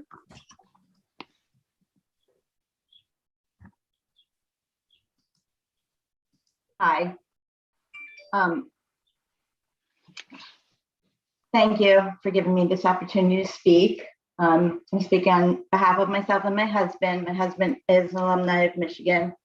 And my son had choices when to go to college, where he was going to go to college. And he chose Michigan, and we supported it. I'm speaking here as a concerned parent. I'm actually afraid to send him to Michigan. I don't like what I'm seeing on the uptick of both Israeli and anti-Semitic events that are taking place on campus and the surrounding areas. And I'm especially disappointed that the administration has not specifically condemned anti-Semitism, but has lumped it in with other issues.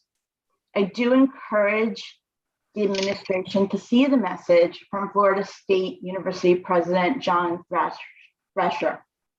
He released a statement that specifically addressed anti-Semitism. Again, I am proud that my son is going to Michigan, but I am having some buyer's remorse.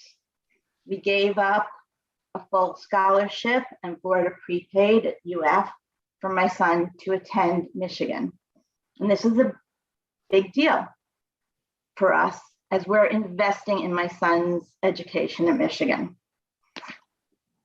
Like I said, I'm not sure if this is the right decision for our family. but it's done. It's July and he has no other choices right now as to where to go to school. Again, just like other speakers have said, why are other school-sponsored organizations sending out letters and messages that are one-sided? I am worried about my son's safety. I am worried that he's going to get on campus and just because of his religion, he is going to face hate. And that worries me. We know what words lead to. Words lead to violence. And once again, I am worried about my son's safety. We're not going to fix Middle East politics, and I know that. What I'm worried about, once again, is what's going to happen when these words actually turn into real violence. I'm also worried that my son will be distracted by all this noise and lose focus on his academics. I don't want him to living with fear and anxiety. I don't want him to fear that the adults in the room are not going to have his back. This, again, makes me afraid. I don't know why Jewish kids who have no interest or no part of foreign affairs are being singled out just because of their religion. I want the school to condone the hate speech, and I want the school to let some of these supporters know that just because a child is Jewish doesn't mean that they support one opinion or another opinion. Your time is up. Are you wrapping up? Because it is time. I'm fine. Thank you. Thank you very much. I did accidentally skip a speaker and I apologize. I'm going back to speaker number 3, which is Stephanie Stoloff. Sorry, Stephanie.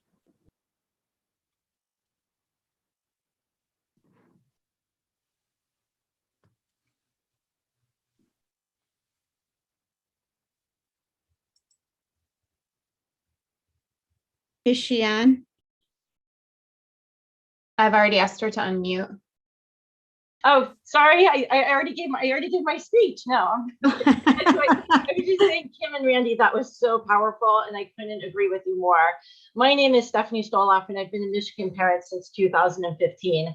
And I'm here today because I'm outraged and saddened by the anti-Israel messages, especially the ones written on the Rock and the hate crime against Hillel earlier this month. I'd like to thank Regent Acker for his tweet. In case you missed it, he wrote, "I'm disgusted by the hateful and anti-Semitic graffiti found on the rocket you missed this morning. This vulgar messaging displacing a Pride Month painting is disgraceful. Make no mistake, our campus is not and cannot be a haven for such hatred." Well, I couldn't agree more. With this kind of hate, I fear for the safety of our Jewish students and their non-Jewish friends. My daughter, Sammy, is also a speaker today. Sorry.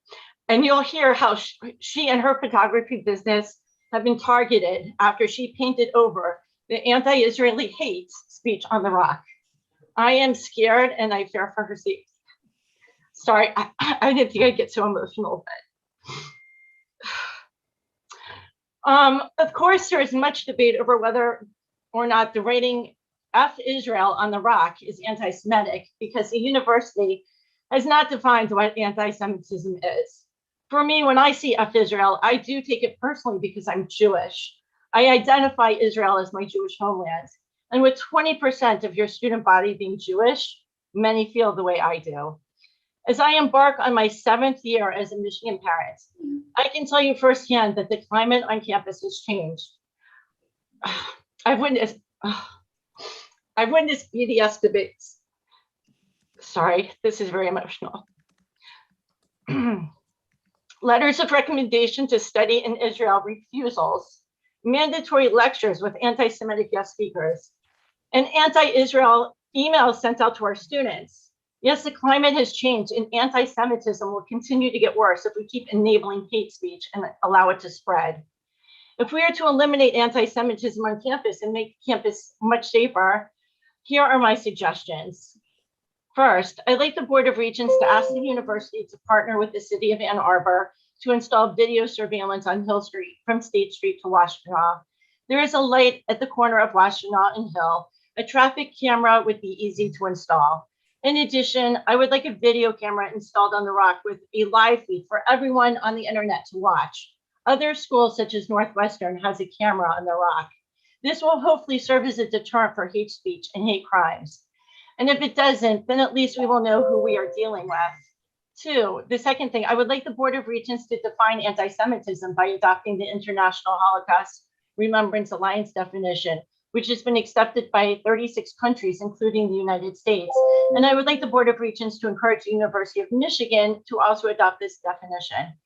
In order to eliminate anti-Semitism, we need to define it. My children did not go to the University of Michigan to feel bullied or harassed.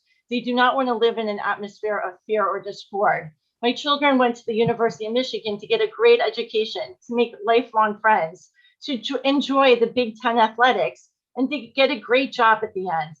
Thank you, Board of Regents and President Schlissel, for your service to our university and for giving me the opportunity to express my concerns and requests. Go Blue. Thank you. Next up is John Clubb. My name is John Mark Clubb. I'm grateful to address you on this painful subject of the abuse committed by Dr. Robert Anderson, which I personally experienced. Men are told that boys don't cry, to dismiss their pain and fall in line. As we progress through life, we're told we aren't sensitive or caring enough. We're emasculated if we appear to be too aggressive. Our feelings that we swallowed for a lifetime can come boiling out in very inappropriate ways. I truly admire the way that women readily come forward to support another woman in similar cases of abuse.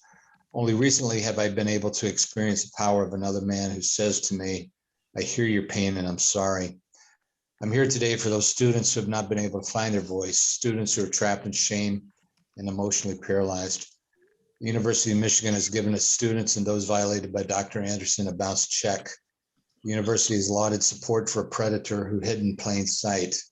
The broken legal system blamed these students for being raped and sexually assaulted, blamed them for not fighting harder, for being weak, shamed those students into silence and self-medication. You've punished the abused for speaking their truths and continue to dehumanize the students in their daily life.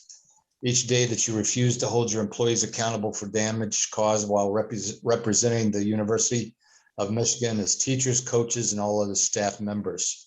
You loudly award pedophiles with the unalienable right of freedom.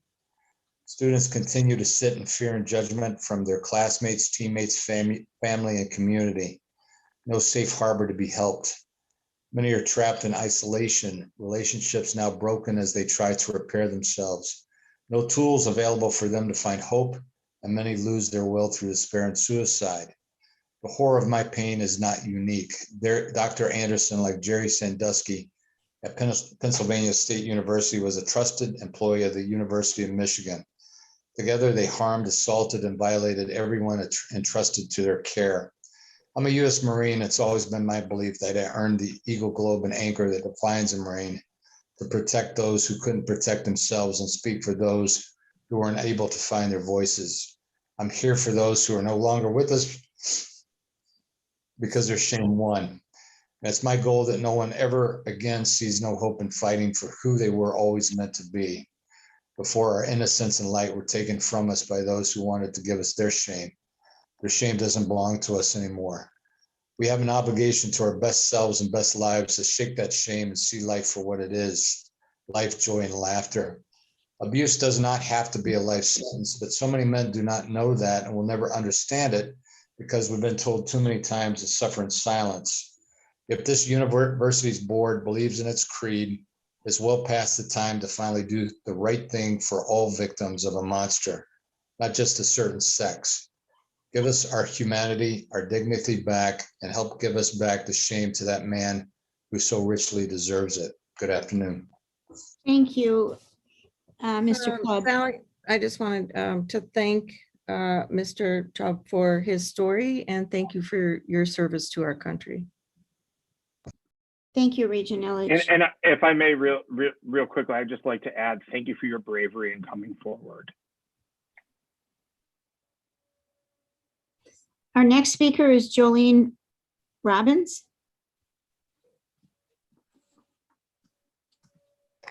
Hello, I'm Jolene Robbins, and I'm a 1993 alum who has loved the University of Michigan since I stepped on this campus in the fall of 1989. I am now the mother of a 2020 Ross grad and a current rising sophomore.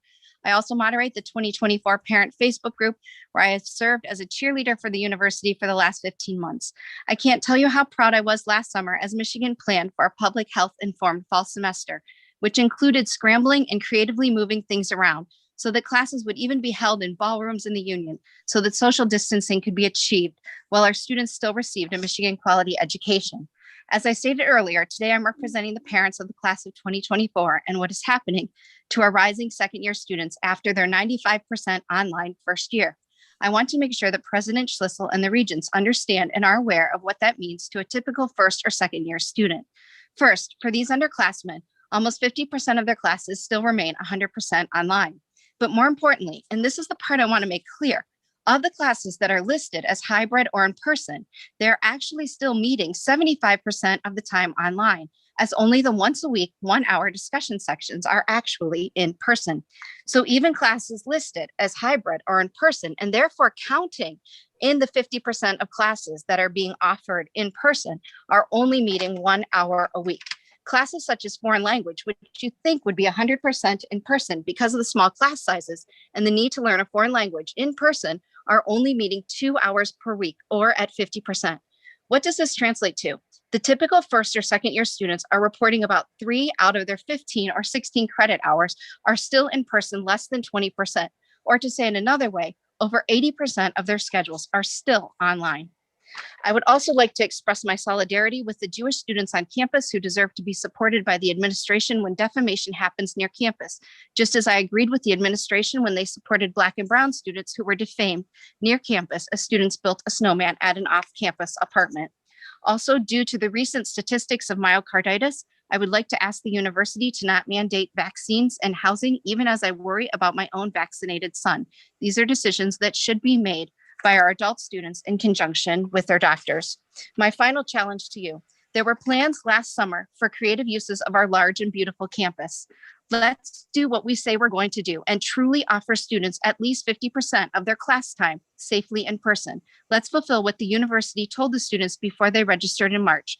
Thank you very much for your time, and please consider what needs to be done for our students to receive the quality of education we all expect at the University of Michigan.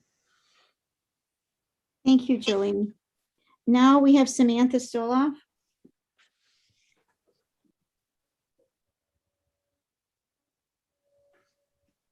Hi. Thank you for letting me speak today. My name is Sammy Stoloff, and I'm a graduate of the University of Michigan, an incoming master's student, and an active member of the Jewish community on campus.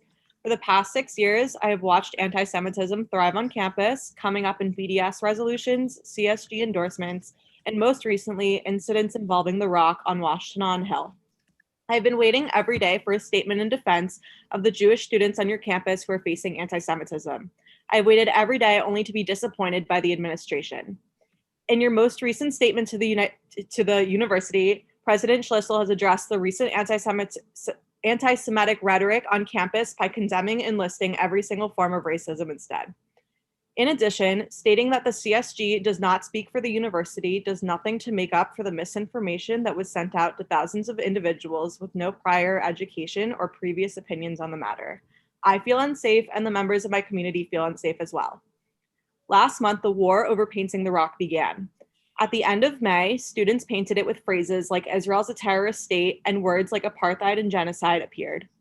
Dozens of students expressed feeling unsafe on a campus that did nothing to stop the display of hate speech. After the lack of response to the CSG statement, I knew that if I wanted to see action, it would have to come from me and my friends.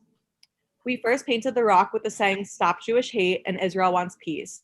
Our message was replaced with "Fuck Israel" the very next day. We went again to paint the Rock, and this time painted it with Michigan-themed drawings and sayings.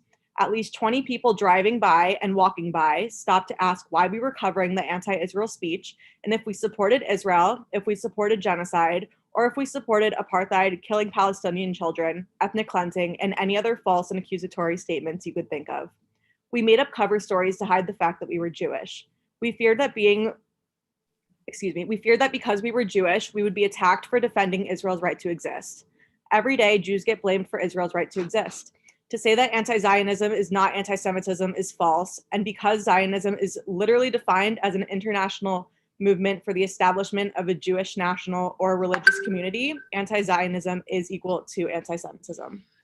June is Pride Month, acknowledging the LGBTQ plus community and their accomplishments in the fight for equal rights. With this in mind, I decided to celebrate them by painting the rock with the colors of the rainbow. After posting about covering anti-Israel speech with this celebration, I received death threats, was accused of pinkwashing, genocide, and racism. Messages like, I hope Hamas nukes Tel Aviv and I hope you're sentenced to death, fuck you and fuck Zionists, and every swear word in the dictionary was used to try and slander me. And I understood the risk when I posted this on social media. But what crossed the line were the countless one-star reviews on my photography business's Google page. One reviewer is a recent graduate and GSI of the University of Michigan School of Information who received countless rewards, praises, and scholarships from Michigan. She called for students who consider hiring me to find another photographer who didn't use LGBTQ plus liberation as an excuse to silence Palestinian voices. I truly believe if this were any other issue, there would be more action by the administration. I understand the political nature of the conflict, but what is going on campus has gone too far. Thank you. We are out of time now. I have one sentence left, literally one sentence. Okay. I am asking that the University of Michigan adopt the IHRA working definition of anti-Semitism on campus, a definition that has been adopted by 29 countries, including the United States. Thank you. Thank you. Eric Marshall. Hello, I'm Eric Marshall. I'm a lecturer 2 on the Dearborn campus, where I've taught for 9 years, and I'm the Dearborn campus chair for Leo. I want to first recognize the work of the Regents to secure more funding to the Dearborn and Flint campuses in this budget. We see budgets as moral documents that speak volumes about the priorities of an institution. It is essential for this administration to commit to the long-term sustainability of Dearborn and Flint through central funding. In particular, we hope to see improvement in the salary offerings from the administration at the bargaining table, particularly for our lecturers in Dearborn and Flint, who still have starting salaries $10,000 less than that of Ann Arbor lecturers. We're losing quality lecturers to community colleges because U of M, one of the wealthiest public institutions, refuses to provide a livable wage for these qualified and experienced professionals. In addition to losing lecturers to other institutions, we're seeing historic layoff rates in Dearborn and Flint. Last year, 44% of all Flint lecturers and 38% of Dearborn lecturers lost work. Entire programs were shut down, including applied music in Dearborn. Sadly, we've recently learned that many of these layoffs will continue next year. During the same time, we've seen class sizes increase and the number of administrators rise 5% in Flint and 24% in Dearborn. Hiring more administrators while laying off core teaching faculty and increasing class sizes for those who remain is a choice, and it's a bad one at that. We need to make better choices. I'd like to share a story from a Dearborn lecturer, Kaneen Comstock of Natural Sciences, which I feel captures the impact of these decisions on faculty. Kaneen says, quote, I have received layoff notices nearly every semester for years, just before the deadline specified in our Leo contract. I believe the department sends out these layoff notices prophylactically, so they're not obligated to make decisions about teaching responsibilities in advance. Most of the time, I'm offered courses to teach just before the course begins. This could be a week before or even a day before. It's impossible to adequately prepare for teaching courses in days or hours. This definitely impacts the student's learning experience. The decision to offer classes or not at the last minute is stressful to the students when they're planning their semester. They would prefer to know that a course will be offered, who will be teaching, and who will be teaching the class. Many students have told me they have difficulty taking the courses that they need to graduate in a timely manner because oftentimes courses are not offered or changes are made at the last minute, unquote. Kaneen's story is representative of far too many lecturers in Dearborn and Flint. The instability caused by low salaries and mass layoffs has produced a climate that hurts both faculty and students. While we appreciate that you have taken a step toward equitable funding of Dearborn and Flint today, We hope you provide adequate funding to close the salary gap between the campuses and make a permanent change to the budgeting model to better support faculty and students in the future. Thank you. Thank you very much. Okay, Michelle Misaga. Hi, my name's Michelle Masagia, and I speak today in two capacities. I'm a U of M alum, graduated Ann Arbor honors student in 1989, and my daughter is planning on attending U of M in the fall in Ann Arbor. My topic this afternoon is on the importance of U of M professors teaching in person and not online. I'm a rabbi in Los Angeles, a religious leader, and I know how difficult it is to lead, especially during this time of a pandemic. Yet the core definition of rabbi is teacher. And to be an exceptional teacher is to be someone who not only knows their material, but is inspiring with their pedagogy through their personal connections with students. And these connections cannot be made online, especially in a short amount of time over one semester. They cannot be made when students turn off their cameras, are quiet for the most part, and have minimal interaction with other students and the professors. And they cannot be made when professors are allowed to pre-record their sessions and simply post them. This is not dynamic, interactive, life-changing education.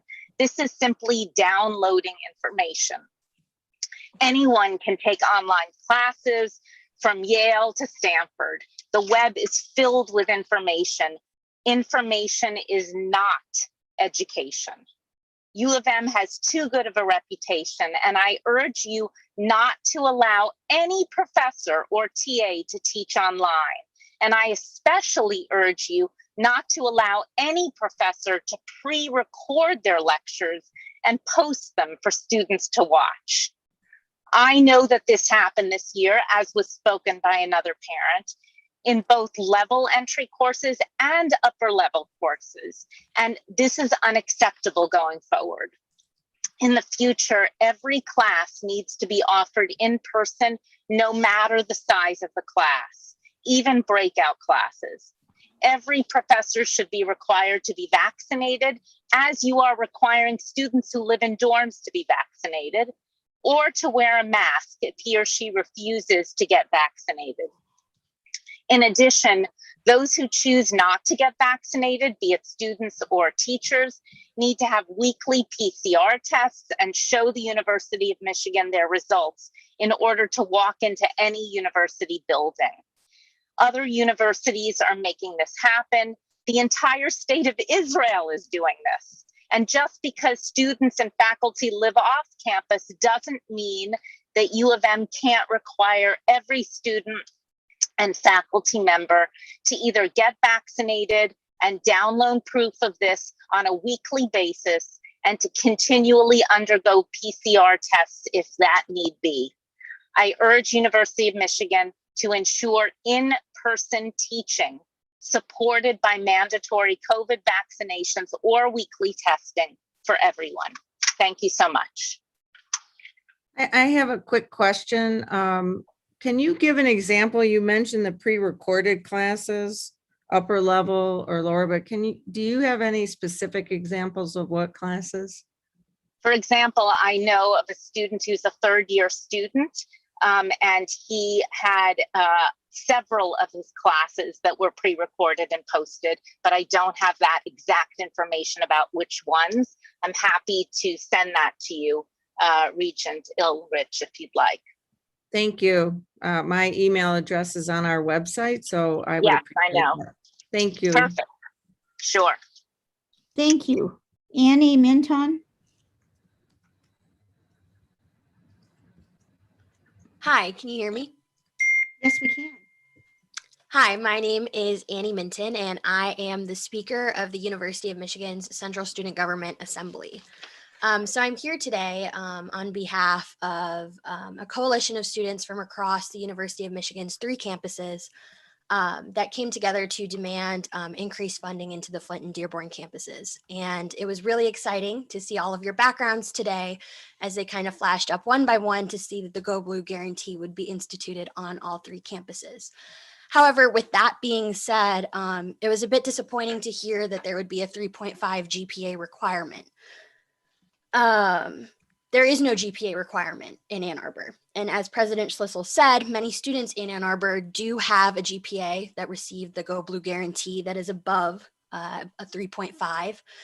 However, it's still called the Go Blue guarantee because it is guaranteed that you will receive funding if you meet certain requirements that do not include a GPA. So instituting this Go Blue guarantee at the Flint and Dearborn campuses with this GPA requirement, it's not a guarantee anymore. So essentially, the call for the Go Blue guarantee for the Flint and Dearborn campuses was a call for increased equity. But by instituting this GPA requirement, you've answered a call for equity with a response that is importing racial and class inequalities into our system. Research has found that GPA is a weaker predictor of college performance for Black and Hispanic students.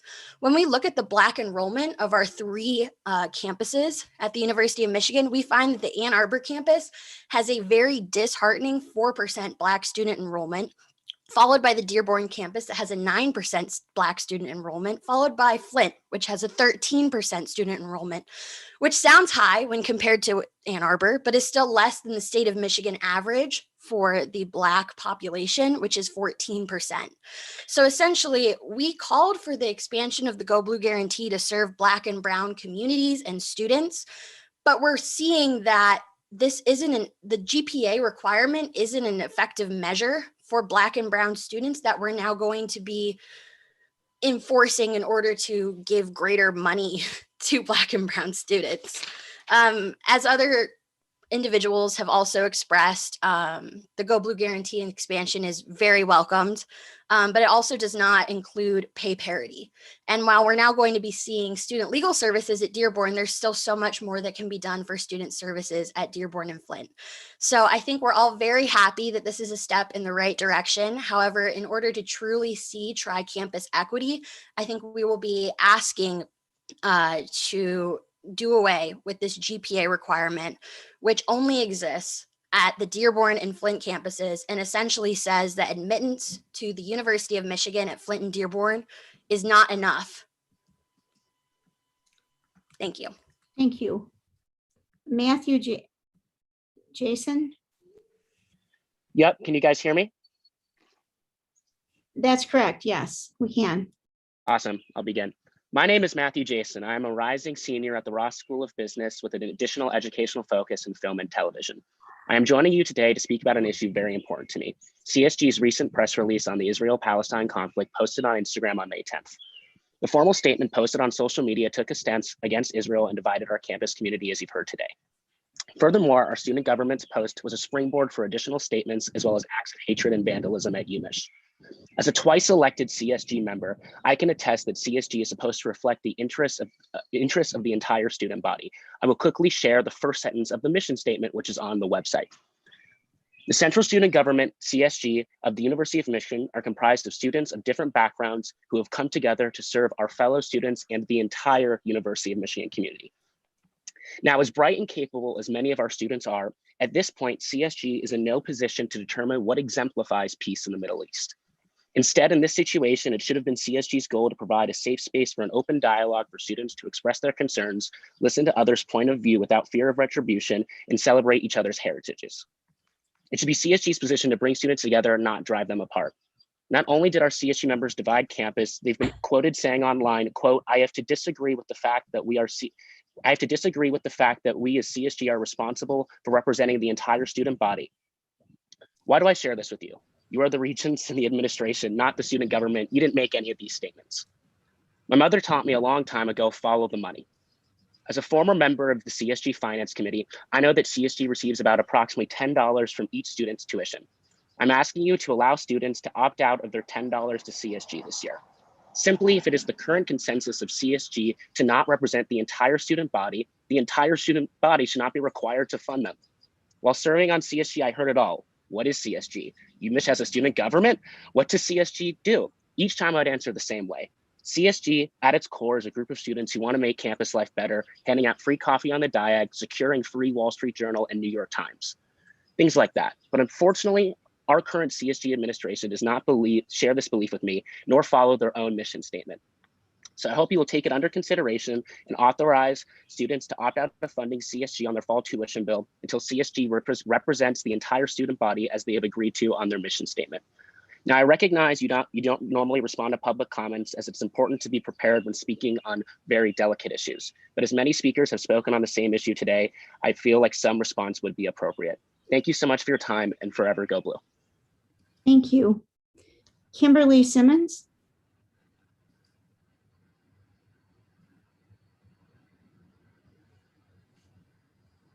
Kimberly? Okay, can you hear me? Yes. Okay. Good afternoon. I am Kimberly Simmons, founding president and executive director of the Detroit River Project. I'm a published author, historical researcher, alumni member of the U.S. State Department's International Speaker Program, and a national partner with the U.S. National Park Service's Network to Freedom program. The Detroit River Project was founded as a nonprofit organization in 2010 and has an ambitious and crucial mission to designate the Detroit River as a United Nations UNESCO World Heritage Site, based on its critical role in aiding freedom seekers away from bondage, excuse me, in the mid-19th century.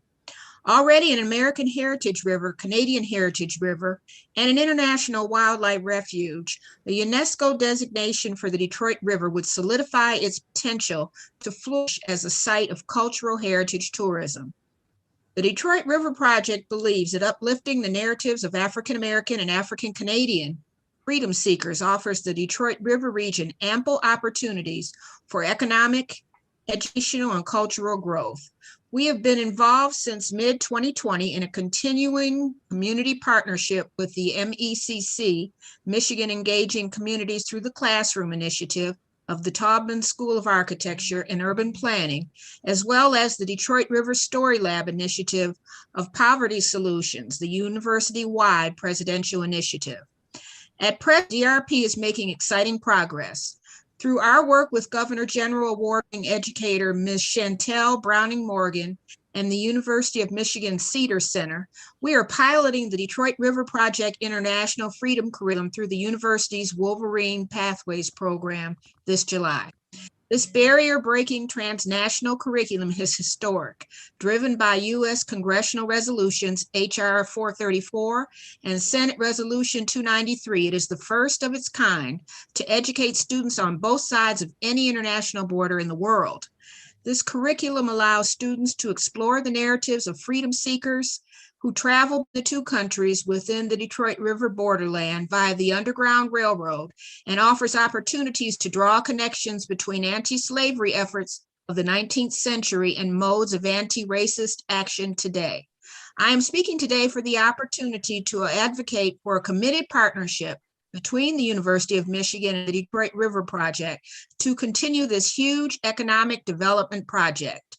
I quote two pillars of the Poverty Solutions Initiative's arc of change that guide the work: a commitment to an anti-racist approach to research and policy solutions aimed at dismantling systemic and institutional racism; mutually respectful, dynamic, solution-focused partnerships with community organizations, government entities, practitioners, and policymakers at every level. And may I add, in the Michigan's original hometown of Detroit, the huge opportunity to establish meaningful, trusting, and equal partnerships with community orgs, nonprofits, and small businesses in an era when large universities and corporations are considered to be extractors rather than true partners in our underserved and low-income communities. I again advocate further development of a meaningful partnership between UMichigan and the DRP that offers the Detroit International Region another strong anchor toward its elevation to a significant place in world history. Thank you. Thank you very much. Our next speaker is Daly Held. Hello. Hello, my name is Dale Held. I'm a fourth-year student at U of M Dearborn studying psychology and pre-medicine, and I'm a member of the One University campaign. I want to start by saying that I appreciate the work of the Regents to get more funding to the Dearborn and Flint campuses in this budget. The community celebrated this morning when the news broke out about the extension of the Go Blue guarantee, but we are devastated about the classist and racist 3.5 GPA threshold, which is not present for the Ann Arbor Go Blue guarantee. Countless students have to work so hard just to graduate from poorly funded high schools, particularly in Flint and Metro Detroit. If you claim to support these deserving students, this requirement must go. One University has been fighting for 3 long years with students, faculty, and staff. I want to recognize the hard work and dedication of organizers, but also Regent allies in this fight for equity. This is an important step, but it is essential for this administration to commit to all students and the long-term sustainability of Dearborn and Flint through central funding. I'm from Ann Arbor, but I made the choice to transfer to UM Dearborn last fall because of the smaller campus size. As a student with physical disabilities, it seemed like the better choice when compared with Ann Arbor's sprawling campus. But I often wondered if I made the right choice because my tuition for this past school year at Dearborn was not covered even with my Pell Grant and scholarships. I will now personally qualify for the Go Blue guarantee, but many of my classmates who did not have the same resources as me will not. This is why the administration needs to fully commit to the initiatives proposed by One University. A Go Blue guarantee for all students with family incomes of $65,000 or less, regardless of GPA. The administration must also adopt important support services like DEI programming, permanent medical and legal services, and instructional support. We need to continue funding these campuses so students can thrive. This is about equity. As we've seen from the Leo contract demands and the Fund Our Future actions on all 3 campuses yesterday, the One University movement and the demand for equity is growing. Recently, the All Campus Labor Council held a series of meetings with the U of M community, which further showed that students, workers, and the community value issues of equity across all campuses. I urge the administration to include the stakeholders in your future budgeting decisions. While today is a day for celebration, the work to get the support needed to the Dearborn and Flint campuses and communities is not over. One University stands with Leo in their commitment to pay parity across these campuses and stands with the student governments in their call for continued investment in Dearborn and Flint. Thank you. Thank you. Our next speaker is M. Levy. Hello, can you hear me? Yes, we can. All right, great. So I also wanted to thank all of you for finally putting into the work to bring the Go Blue guarantee to both campuses besides Ann Arbor. As someone who grew up about 20 miles from Flint and the Flint campus, and who got in on the Go Blue guarantee along with one of my high school classmates to U of M Ann Arbor, I am just super happy that it's extended to 2 extensions that have given so much back to my community. The teachers that got me here went to U of M Flint. The people that have supported me from the very beginning in my lifetime went there. And they're also the people that have been the most thoughtful people that I've known. So I'm just very happy about that. However, I also take issue with the GPA requirement as someone who very much struggled on my way here. I came from a school where I never had to study for tests because there wasn't really much rigor in any of my classes. And it was uncommon for anyone, like more than 1 or 2 people in my in a graduating class at my school, to make it to U of M. It's considered a rich kid's school where I'm at. And I graduated with a 2.5 GPA, and most of that is because of my first 2 years here. I was put on academic probation my 2nd semester, and when that happened, the way I found out was an auto-delivered, very bluntly worded email that in essence said that I was one semester away from having to withdraw. And that's not something that you want to hear when you're getting ready to prepare for summer plans, getting ready to jump into another semester, and having to scramble to just get everything together and figure out where all these resources are that no one's told you about. Just before all of those, before the rush of midterms and everything knocks you down a second time. And I know students from the county where I live. I know people that are on the Go Blue Guarantee. And of those, I maybe only know one or two that haven't either been on academic probation at one point or considered dropping out. And that's just ridiculous.